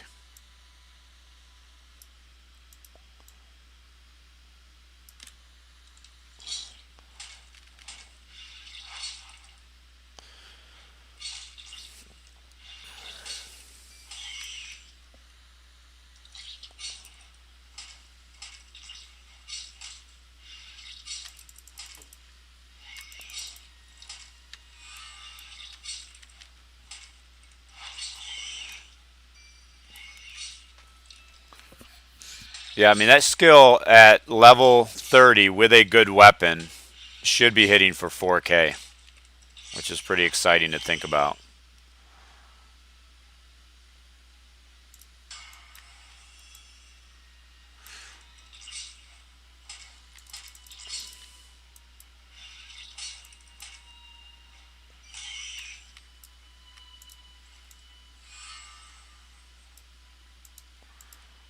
But I mean, because I have potions, and I think I might have passed over 30 maybe of these to start from my other character. So I mean, I'm not using them. Excuse me. And actually, in this area, it's more dropping mediums. But I mean, I'm right now with these guys. I've got 0 downtime, which is really nice.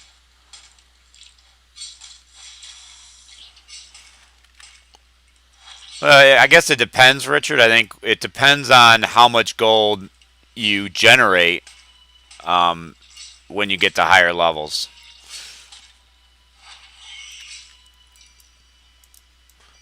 Like, and how much you die, too. I mean, that's the big thing. Does death still causes durability loss, right? I mean, imagine you get to high level and repair costs are 2 gold and you're learning a raid. It's not unusual to die while you're learning a raid hundreds of times. You know, so are people going to have to pay 200-300 gold in repair costs as they're learning a boss? Potentially seems absorbent, depending on how easy it is to make gold at that level.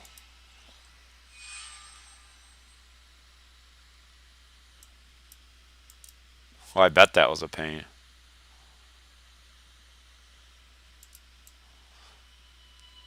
Yeah, it can be tough to farm rep when you have really good gear, right? Because you're farming the rep, and then when you're done farming the rep, you got a repair bill.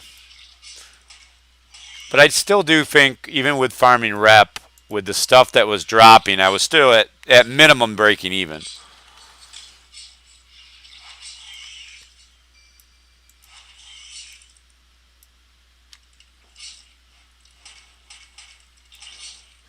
Crazy Candy. This is my mob, man. What you doing? Another level up. So, and I could still keep going. I could probably do another level here very quickly. In launch, I probably would, because I did this with my Witch Hunter. I did those 3 levels very quickly there, and then started to quest again, and realized another hour had gone by, and I had only gotten like a quarter of the way through 21. Just because those quests on the right side of the map is a lot of running.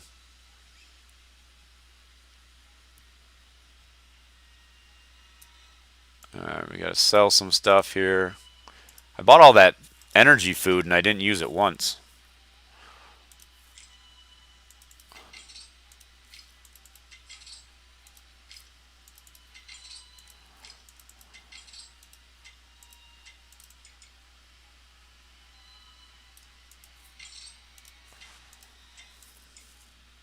I think I am going to equip that that resist brace on this guy, because honestly I think this guy is going to be... Oh, I can equip these now. Can't equip those. Those are no good. Oh, I got it. What is this one? Oh, there's a plus 14 slash resist. I'll be equipping that.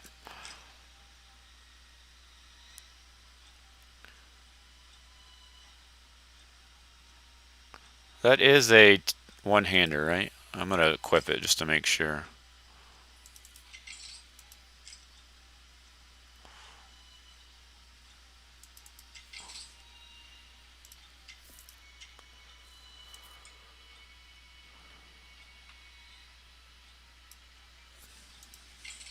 Seemed like I was going to need that energy food, but I didn't realize I had a bag full of these guys.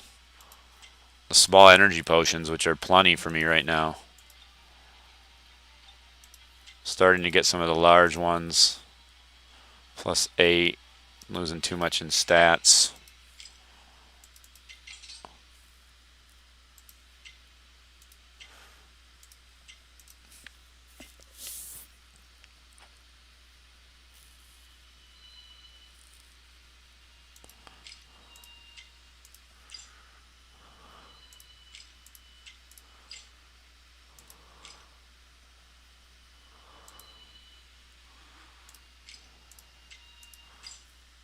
Yeah, that's a one-hander. That happens to me a lot, where I get really good one-hander weapons. I still don't have a good two-hander weapon on my other warrior priest, which is really quite disappointing. It's a green level 27, and I am 30k rep and just cannot get lucky. Alright, let me just look at my stats real quick on this guy.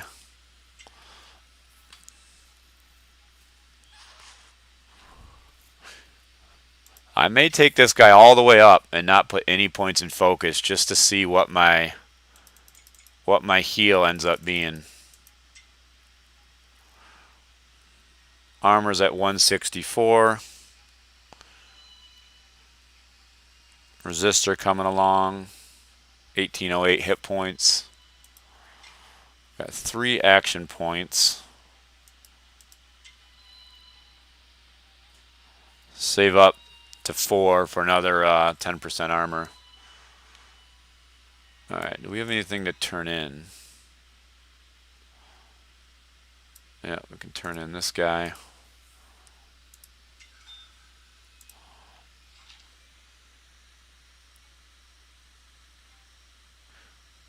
Ooh, Grim, that's not a bad idea. I like the idea of a very lightweight subscription, right? $5, you know what I mean? $5 a month, and it gets you things like you said, Grim. Do you upgrade the passives? It depends. So let's take a look at what I've done so far. But I want to get back to this point, Richard, because this is something you guys should really think about. You know, a $5 a month subscription, it shouldn't give you anything that's pay to win, but it's things like, you know, Grim talked about. You know, you don't have you get free repairs, free fast travel, which fast travel doesn't really take much. You know, maybe you get a daily or weekly allotment of potions, you know, just hit point and mana and energy. Maybe you get what are some other things they could throw in there, you know, that doesn't make it to where somebody has to have that, you know what I mean? But that gives you, maybe you get a weekly chest, for that. If you guys come out with chests, you get a weekly one for free. Yeah, free cosmetic chest. It's constant income, and you want to make it enticing to people enough to where they go, you know what, $5 a month, that's $60 a year. I'm not going to be buying hundreds of dollars worth of chests. Save that for the whales. But $60 a year, I'll give to the game to keep content going. I would do that for sure, as long as it's as long as you don't make it pay to win. I think it's something you guys should really consider, a combination of, a subscription and then just buying chests. So let's just go for people who haven't been on the stream from the start. Started this guy because I wanted to try a Warrior Priest with Penitent Strike. My level 30 Warrior Priest doesn't have it. Hammer Sigmar just doesn't scale well up at level 30. I was doing more damage with Penitent Strike at level 10 than I am with level 30 Hammer of Sigmar fully maxed out. So I didn't put any points into that. I've saved up, or I've put enough points into this to get the full 100% extra damage. I won't go to level 6 because I just don't feel like I need that 3-second cooldown. I'm typically building faith up between cooldowns to get most efficient. I've upgraded, if this is a passive, I think it is, upgraded that to level 4 already, and I'm going to save until level 5. And then I may save and get it up to level 6 because I don't have that on my current Warrior Priest and I want to try it out. Heals, I went up to 30%. I like the idea of the cooldown, especially later on. But I haven't gone that way yet, and I have not started to upgrade this because they're not huge upgrades, to be honest, but 1 point might be worth it. But I really want to get to the full armor first. Yeah, there you go. Another Grim, another great one. Bank slots. You know, every week you get a little bit more bag space, a little bit more bank slots, auction slots. You could get once a month. Maybe you get an extra auction slot as you're a subscriber. Um, I don't know. You know, just little things like that that keep adding to the characters. The bag slots and the bank slots, I guess they'd have to give you something, you know, in a crate so you could trade them to other characters, or something.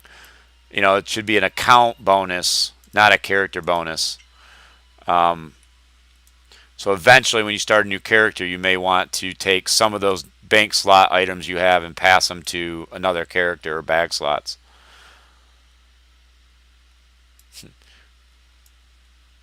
Being able to trade, yeah, trade at greater distances is something that's not game breaking, but would be a convenience. Being able to mail from anywhere, huge convenience. Yeah, I mean, you're coming up with all kinds of ideas that I think people would really enjoy. Let's see, where am I actually trying to go here?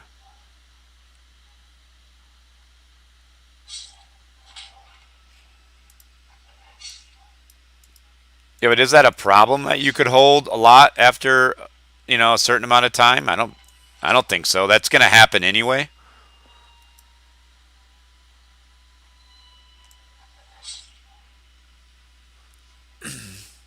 You know, if you look at Celtic Heroes, I mean, you know, over time, as people are buying chests, you know, bags just go into the auction house and bank slots. I mean, I probably have 500 bank slots on my main characters, and God knows how many bag slots. I mean, my character hasn't had to forced to sell anything in years. I've probably got quest items and items from 4 years ago that are still sitting in my bag.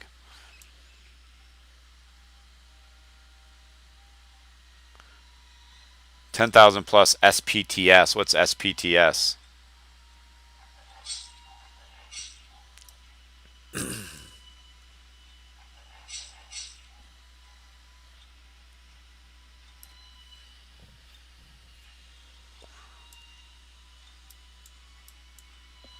Whoops. Oh, spots. Bags, like bag spots? What's the difference though? If you have 10,000 bag spots or bank spots and you want to just run around never selling, what's the difference?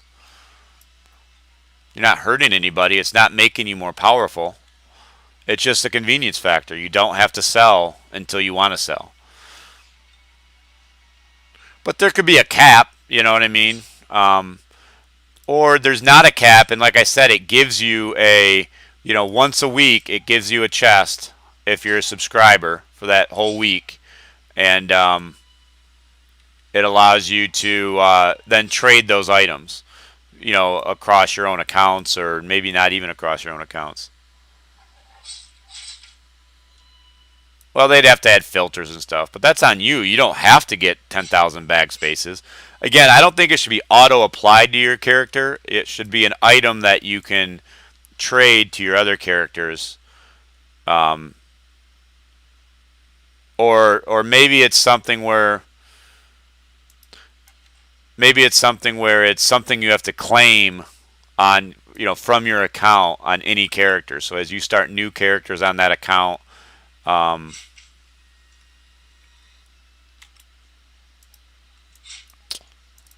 I'm really like not paying attention to what I'm doing here.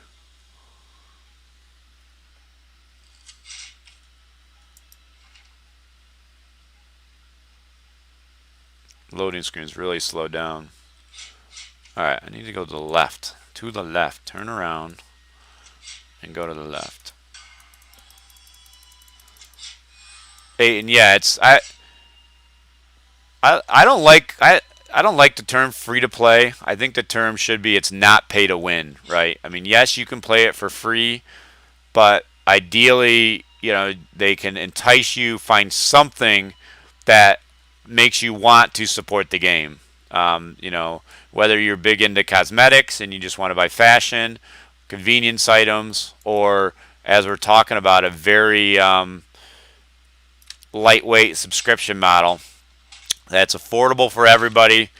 $5 a month, can actually generate a decent amount of revenue. And at $5 a month, a lot of people, they'd take a break from the game. They could take a break from the game for several months. And once you got that credit card auto renewing, you know, people would really have to quit the game before they stopped. Oh, my first crash in quite a long time. So we'll get that restarted again. Go for maybe another 13 minutes, and I really got to end this.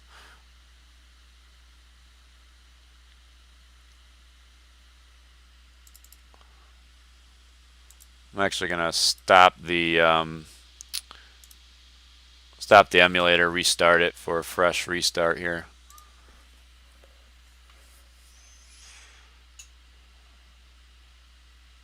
I don't know, Richard. I don't know if I'd apply them to all of them. It could, I guess.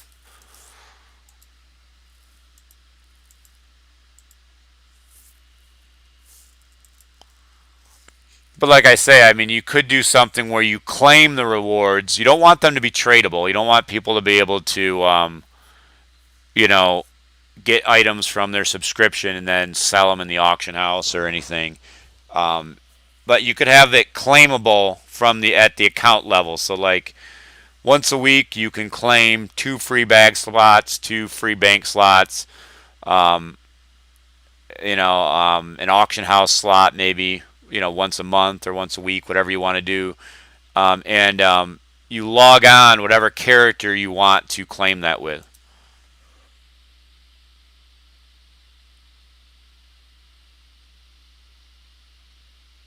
Yeah, I'm sure. Yeah. You'll get a lot of ideas. It just needs to be convenient stuff like you guys have always talked about, and not anything that's a must-have. That'll turn people off.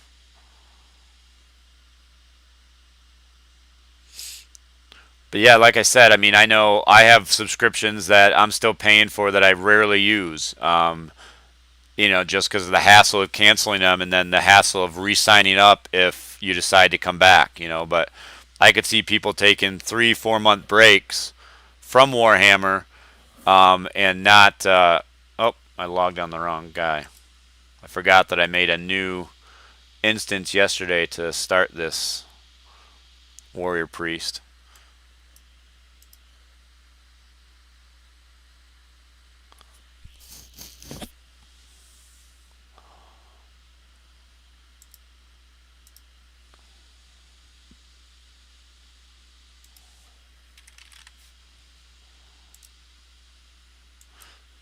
You figure, let's say you have 10,000 people subscribing. I have no idea what the number of people, that's 50 grand a month, that you're coming in, if it's just $5, that's 600 grand a year, from subscriptions.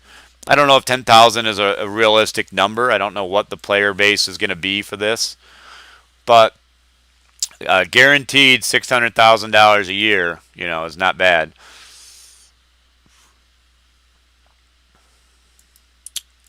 Pays for at least a few developers.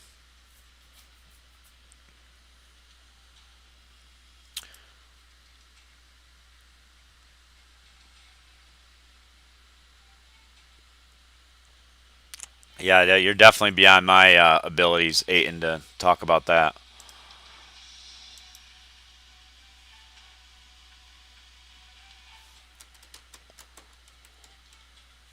Yeah, for sure, Grim. But yeah, it's going to be really interesting to see how many people can this game attract. And I have no idea what the player base is for Celtic Heroes. Is it 5,000? Is that how many people are actively playing?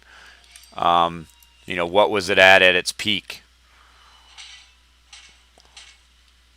You make a really good game and you can attract. I just can't imagine like Blizzard. I mean, the fact that they've got hundreds of thousands of subscribers paying $10 to $12 a month. I mean, they're just raking in the money every month. It's amazing.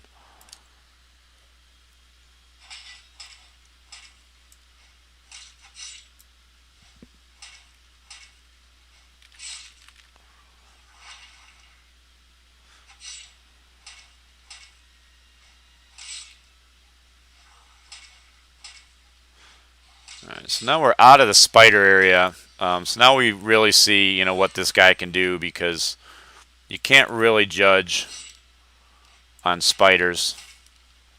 They're kind of too easy.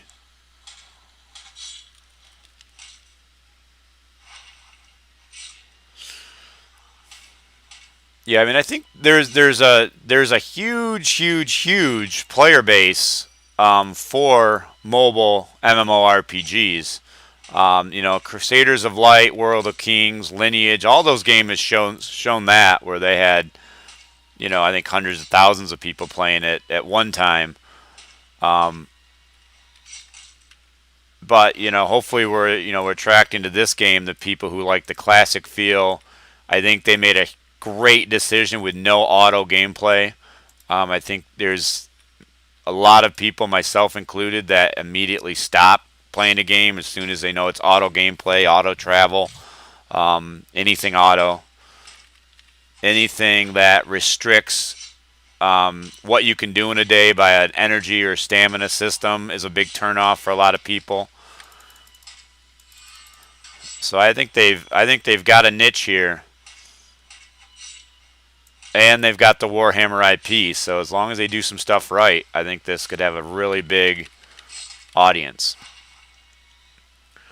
But to have a big audience, I think instancing is the key, right? You can't have a giant audience and have everybody fighting over the same stuff. Like I said before, I don't like that I haven't been able to get into a group to kill the named skeleton and get that jewelry. If it was instance, I can kill it. I could probably solo it now, to be honest. But earlier on, I have a group of people, me, Don, and Luke would have killed it a bunch of times if we could have had our own instance of it via a quest, and gotten our jewelry.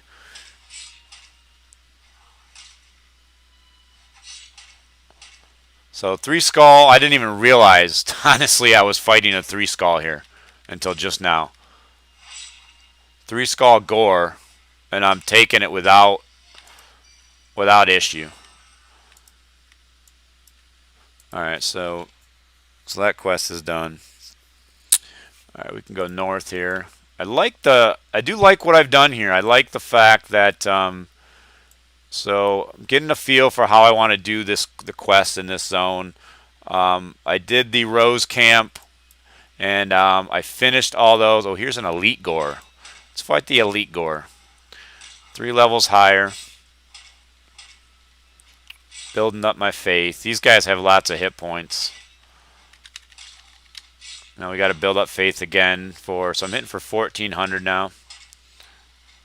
Build my faith. Probably use Righteous here. Get me to my next heal. And I'm going to use Penitent again because I need to build up faith anyway.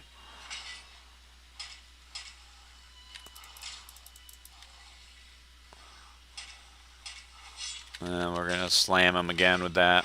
Another 1400. So yeah, maybe Richard, maybe the faith is working. I may have been wrong there.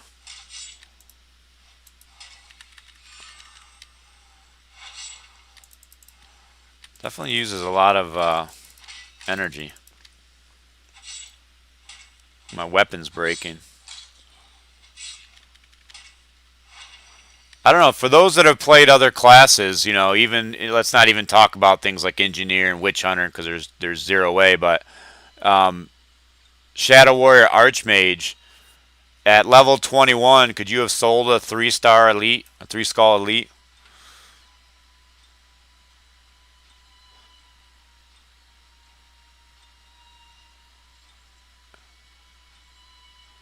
Yeah, that's great with instant zones, Richard. Grim, you could with your Slayer. Nice. Tell you one thing I've never done here. I've never been to this place at a level where I'm going to fight up to the altar. I've never done that. I've always just snuck up there and ran away. I'd like to see I'd like to see this quest enhanced to where you go up to the altar and then it gives you a kill quest, so you kill some stuff around here, because these mobs really go unused. I never see anybody killing in this area. It is hard. I mean, you can see how hard this guy's hitting me.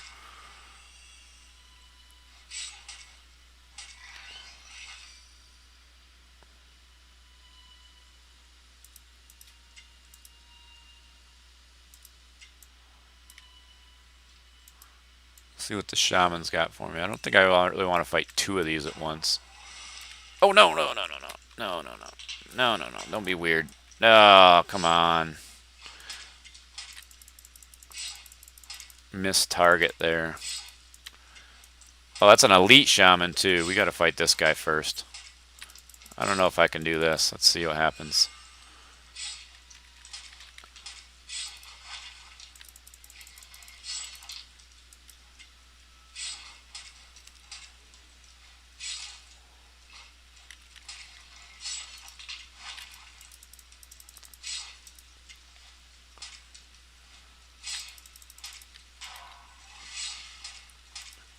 It's not going to happen. Oh, get it, get it, get it. If I can just get this guy down.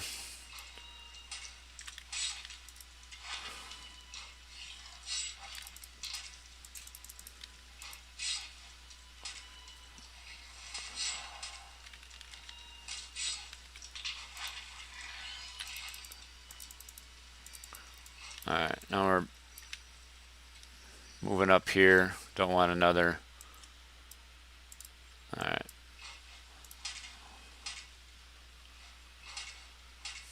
Now we get into our grind of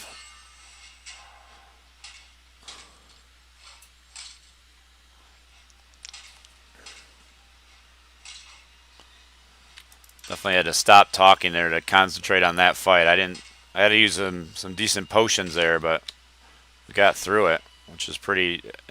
I don't know. I don't know many classes that could have done that.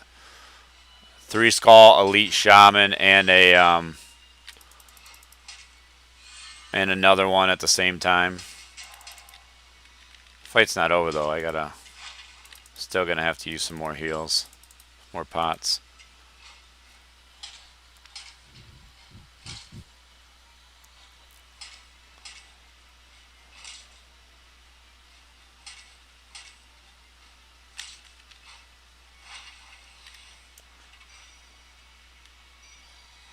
That was a good fight.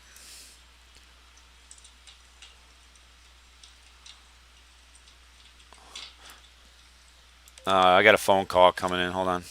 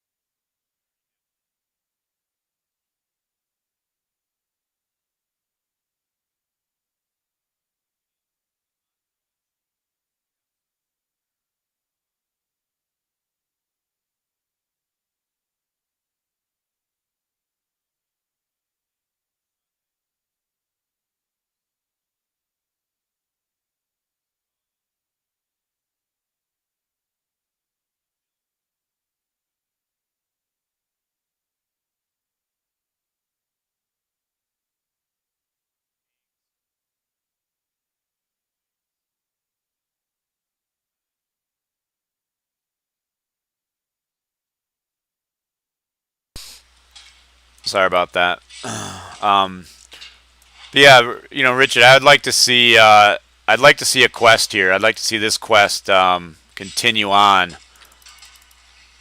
and it should have some pretty good rewards. Maybe because I mean, look at how hard these guys are. Maybe a weapon quest would be nice. You know, you come up to the altar. Oh, I'm not fighting that elite shaman again though.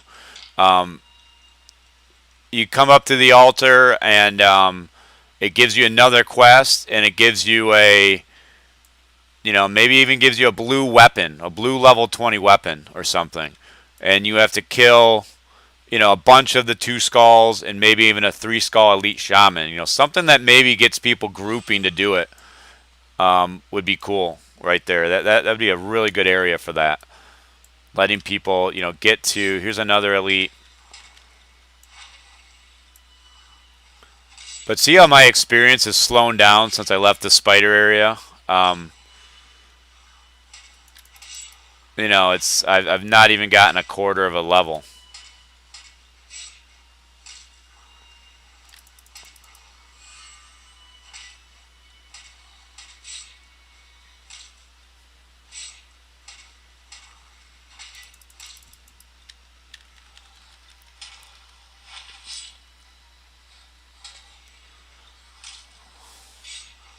Yeah, I'm really interested in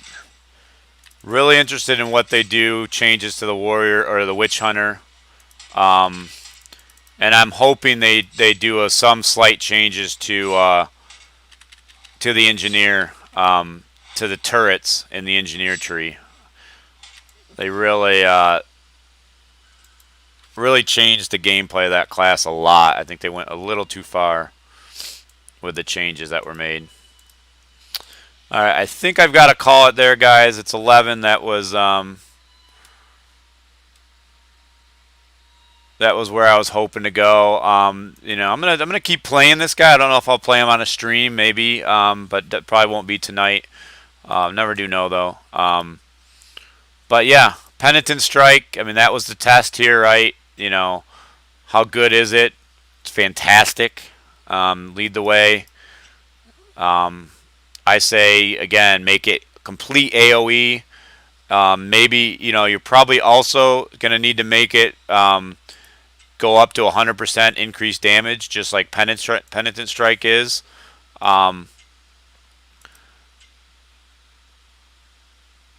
Because even with that, right now you get an increase with it with Armor of Righteousness, but you've only got that on for maybe 10% of your fights. So that's not a huge boost there. Yeah, liking how this guy is playing so far. Maxing my wounds. I've got a little bit of accuracy, or not maxing wounds, maxing weapon skill, a little bit of accuracy, a little bit of wounds. No focus yet, but my heal's already 647 without a faith. Smells to turn in these quests real quick so I start at a good spot next time. Got to get a workout in, and then I'm taking my boys skiing. This is a skiing day. I'm sure these are not upgrades. I don't think I've ever had a weapon be an upgrade to what I already have when I get it from a quest.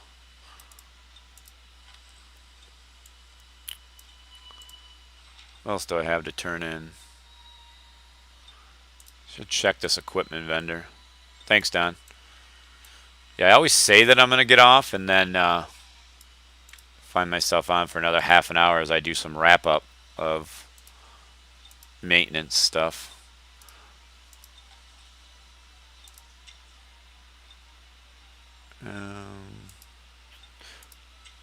It's not even really worth 23 silver. I do need to get a neck. I don't have anything equipped right now. Yeah, jewelry is kind of hard to come by.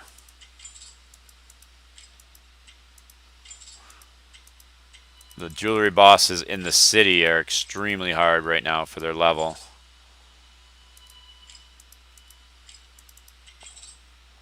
And it would be hard to get a group to go there.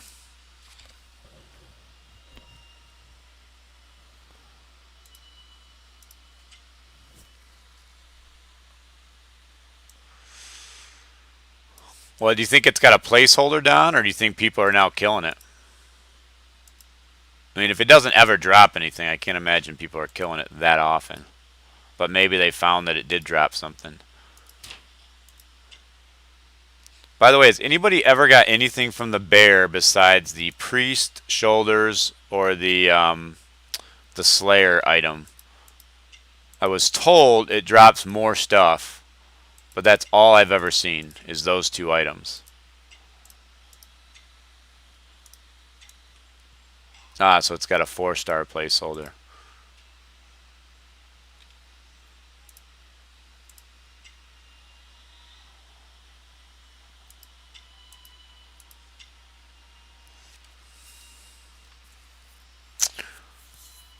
Now, Don, you're a number cruncher. A hammer that gives me 20 more power, but I lose 10 wounds. Is that an upgrade?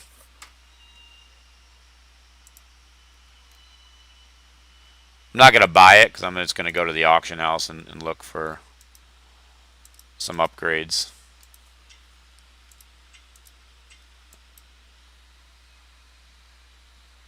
Yeah.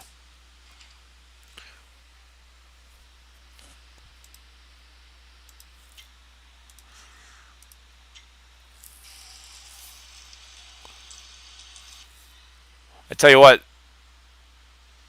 I didn't. I mean, I bought that energy food, but never used it. I think I spent almost a gold on it. Um, I think this guy's got like 6 gold already, which is crazy.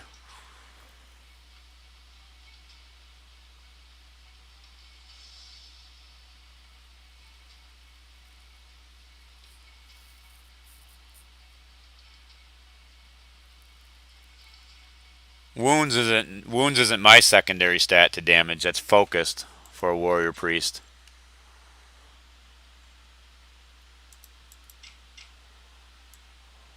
Increases maximum health. Focus increases physical damage.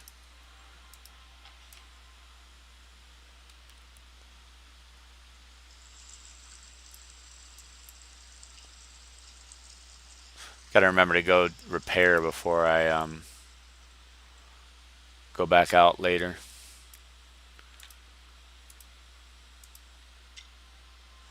I forgot I put all this stuff in the bank. Let's see what I got in here. Those will be an upgrade soon.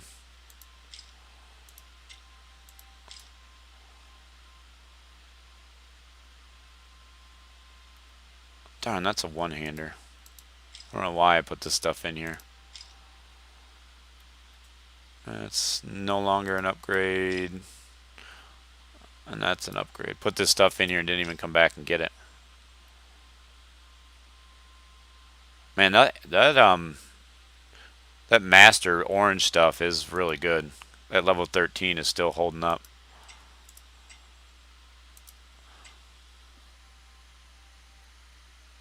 Yeah, I think so, Aaron. Alright, so I got gloves and hands waiting for me. Oops. Went to the bank, not the... Don, you had any more luck on Warrior Priest? Did you get your Warrior Priest rep up to 30k? I've had no luck getting a weapon out of that vendor. Really no luck with anything lately.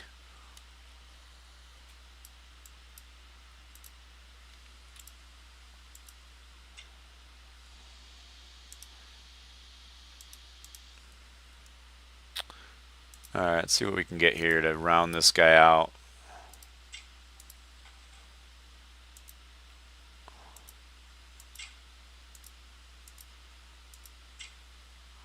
Weapons. I'm going to go main hand.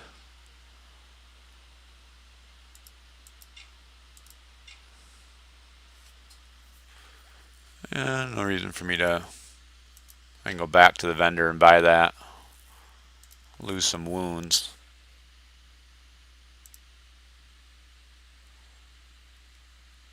I see.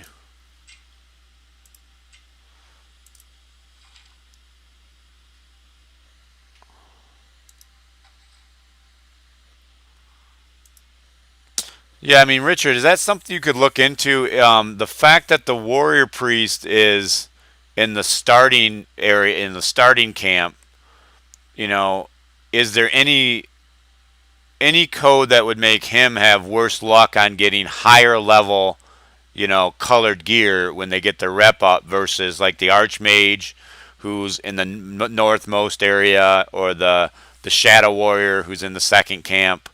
I just have not had the same kind of, like, even in the auction house, or if you look at the auction house on Discord, it's constantly bows and swords and stuff being put in there, some Slayer stuff, but you rarely see people putting good priest weapons in there. I spent probably 30 gold trying to get, a weapon to pop over the last week or so.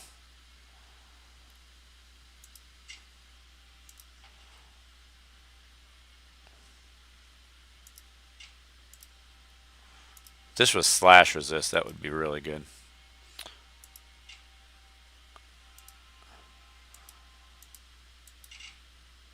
There's a slash resist neck, but I don't want to pay 4 gold.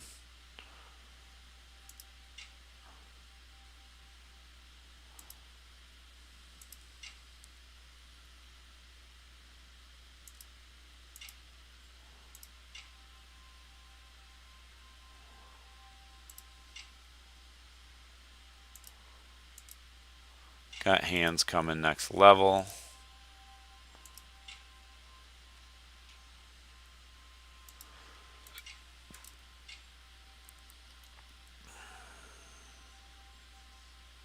It's a good circlet right there.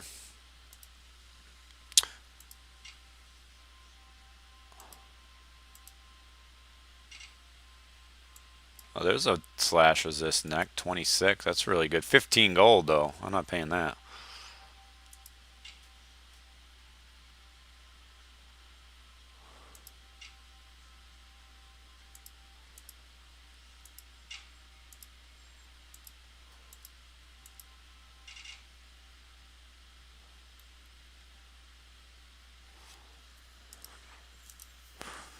Yeah, I'm not gonna buy anything from the auction house. I'm just gonna keep with my other warrior priest. Keep trying to buy stuff that's an upgrade from the vendor. Let me go back.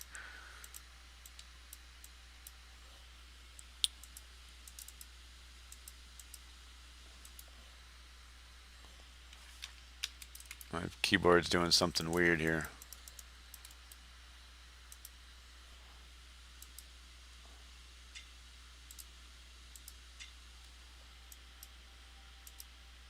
You go back and buy that weapon. Hopefully it's still there.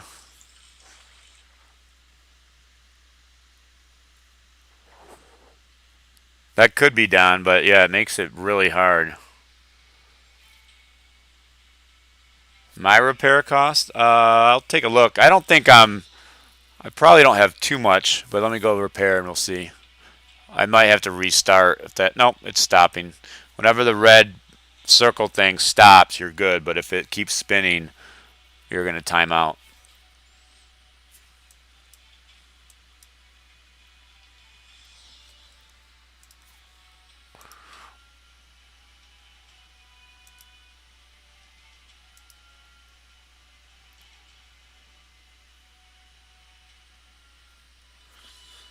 Alright, so we'll go repair.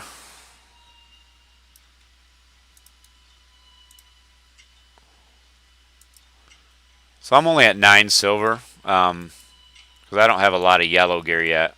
Most of that, and I don't know how much damage that stuff took. I'm going to drag my, here's my other warrior priest.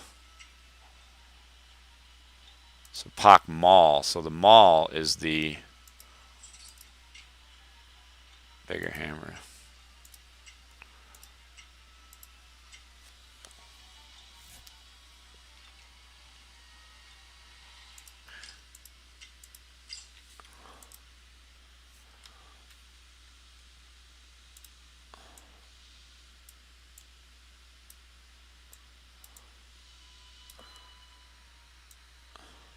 Alright, so let's gamble a little bit here. Let me check.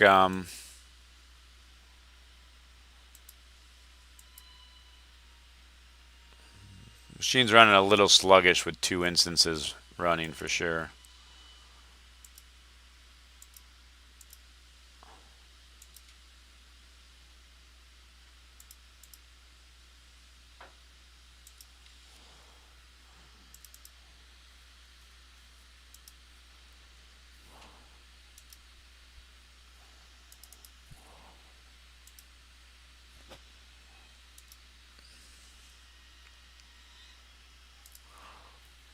I've got a bunch of the same gray weapons because if I'm grinding rep, then I can just swap the weapon out. I don't have to come back to town. Alright, so I'm going to buy everything that's under...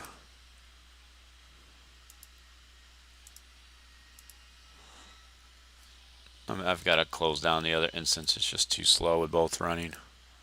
Alright, that's better.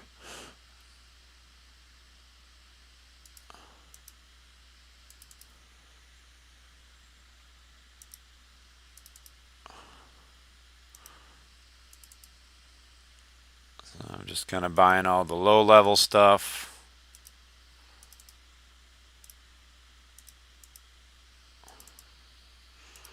And we resell it. And I am at 30k rep. It's just all junk. Got a purple down there. You'll see what that is in a minute.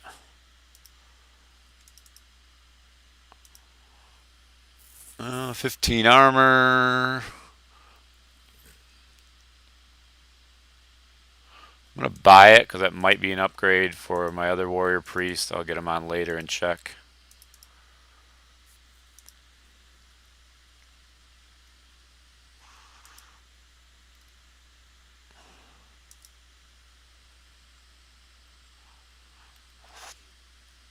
So you get, I tend to get a lot of stuff like this where it's just the resist and no wounds, weapon, or focus. So like that wouldn't even, that's a nice cloak. But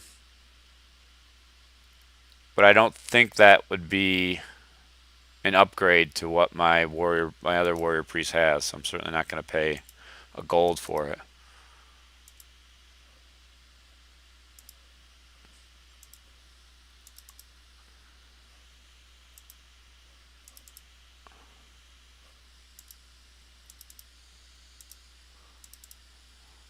And I don't know if you have a higher chance to get better stuff if you buy more expensive stuff. You know, getting into the above 5 silver stuff now.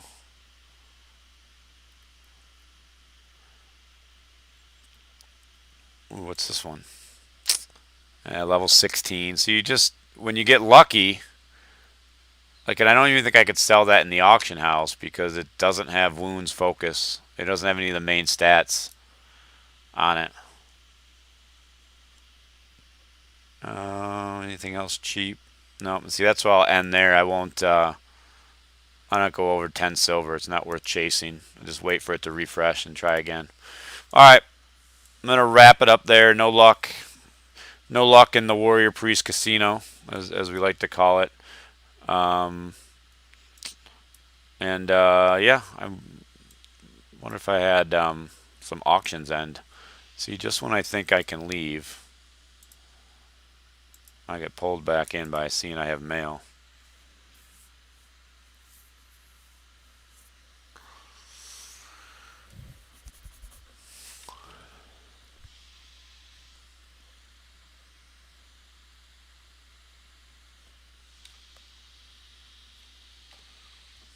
This is it.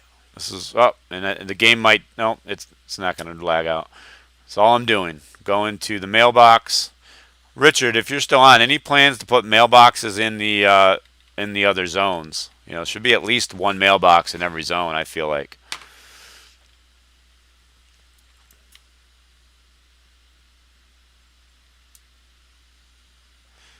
But I love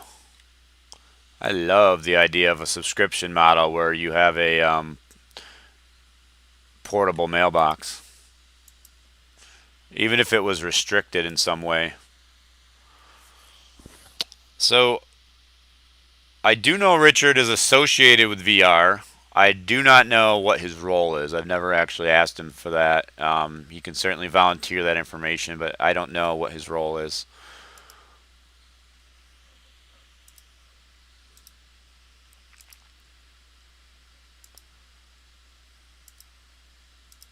I sell things for cheap in the auction house unless it's something really good.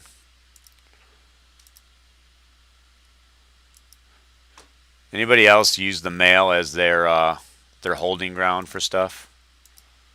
mail themselves a bunch of stuff and just leave it in here? I definitely do. Sometimes I'll come in and I don't even know why. A lot of this stuff is junk. I don't know why I mailed it to myself.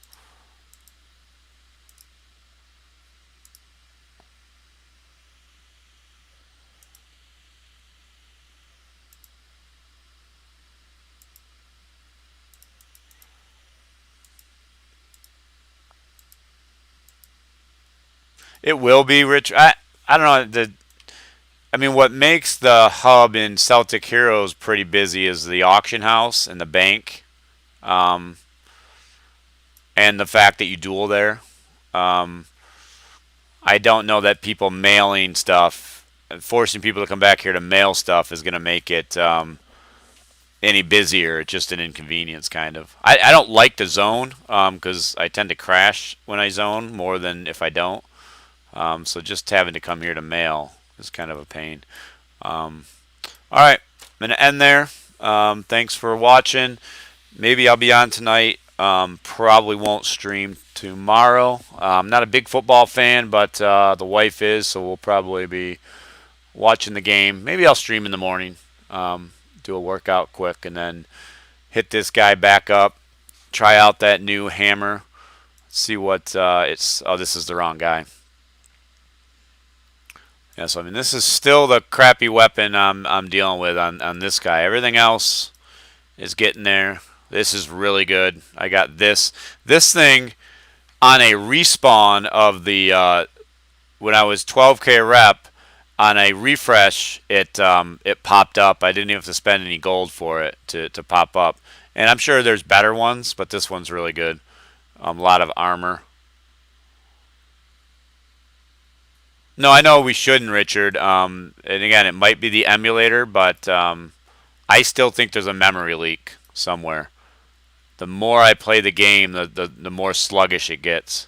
The longer I play the game. But I will say I do not crash nearly as much with this build as I did with the old build. So it is getting better. Just got to keep hunting down, what is causing the crashes. Still haven't found an upgrade to this, too. I mean, if you're a warrior priest, try and get that bear hide cloak, because it's hard to find something that's going to give, 10, 10, and 12 to your primary stats with some good armor.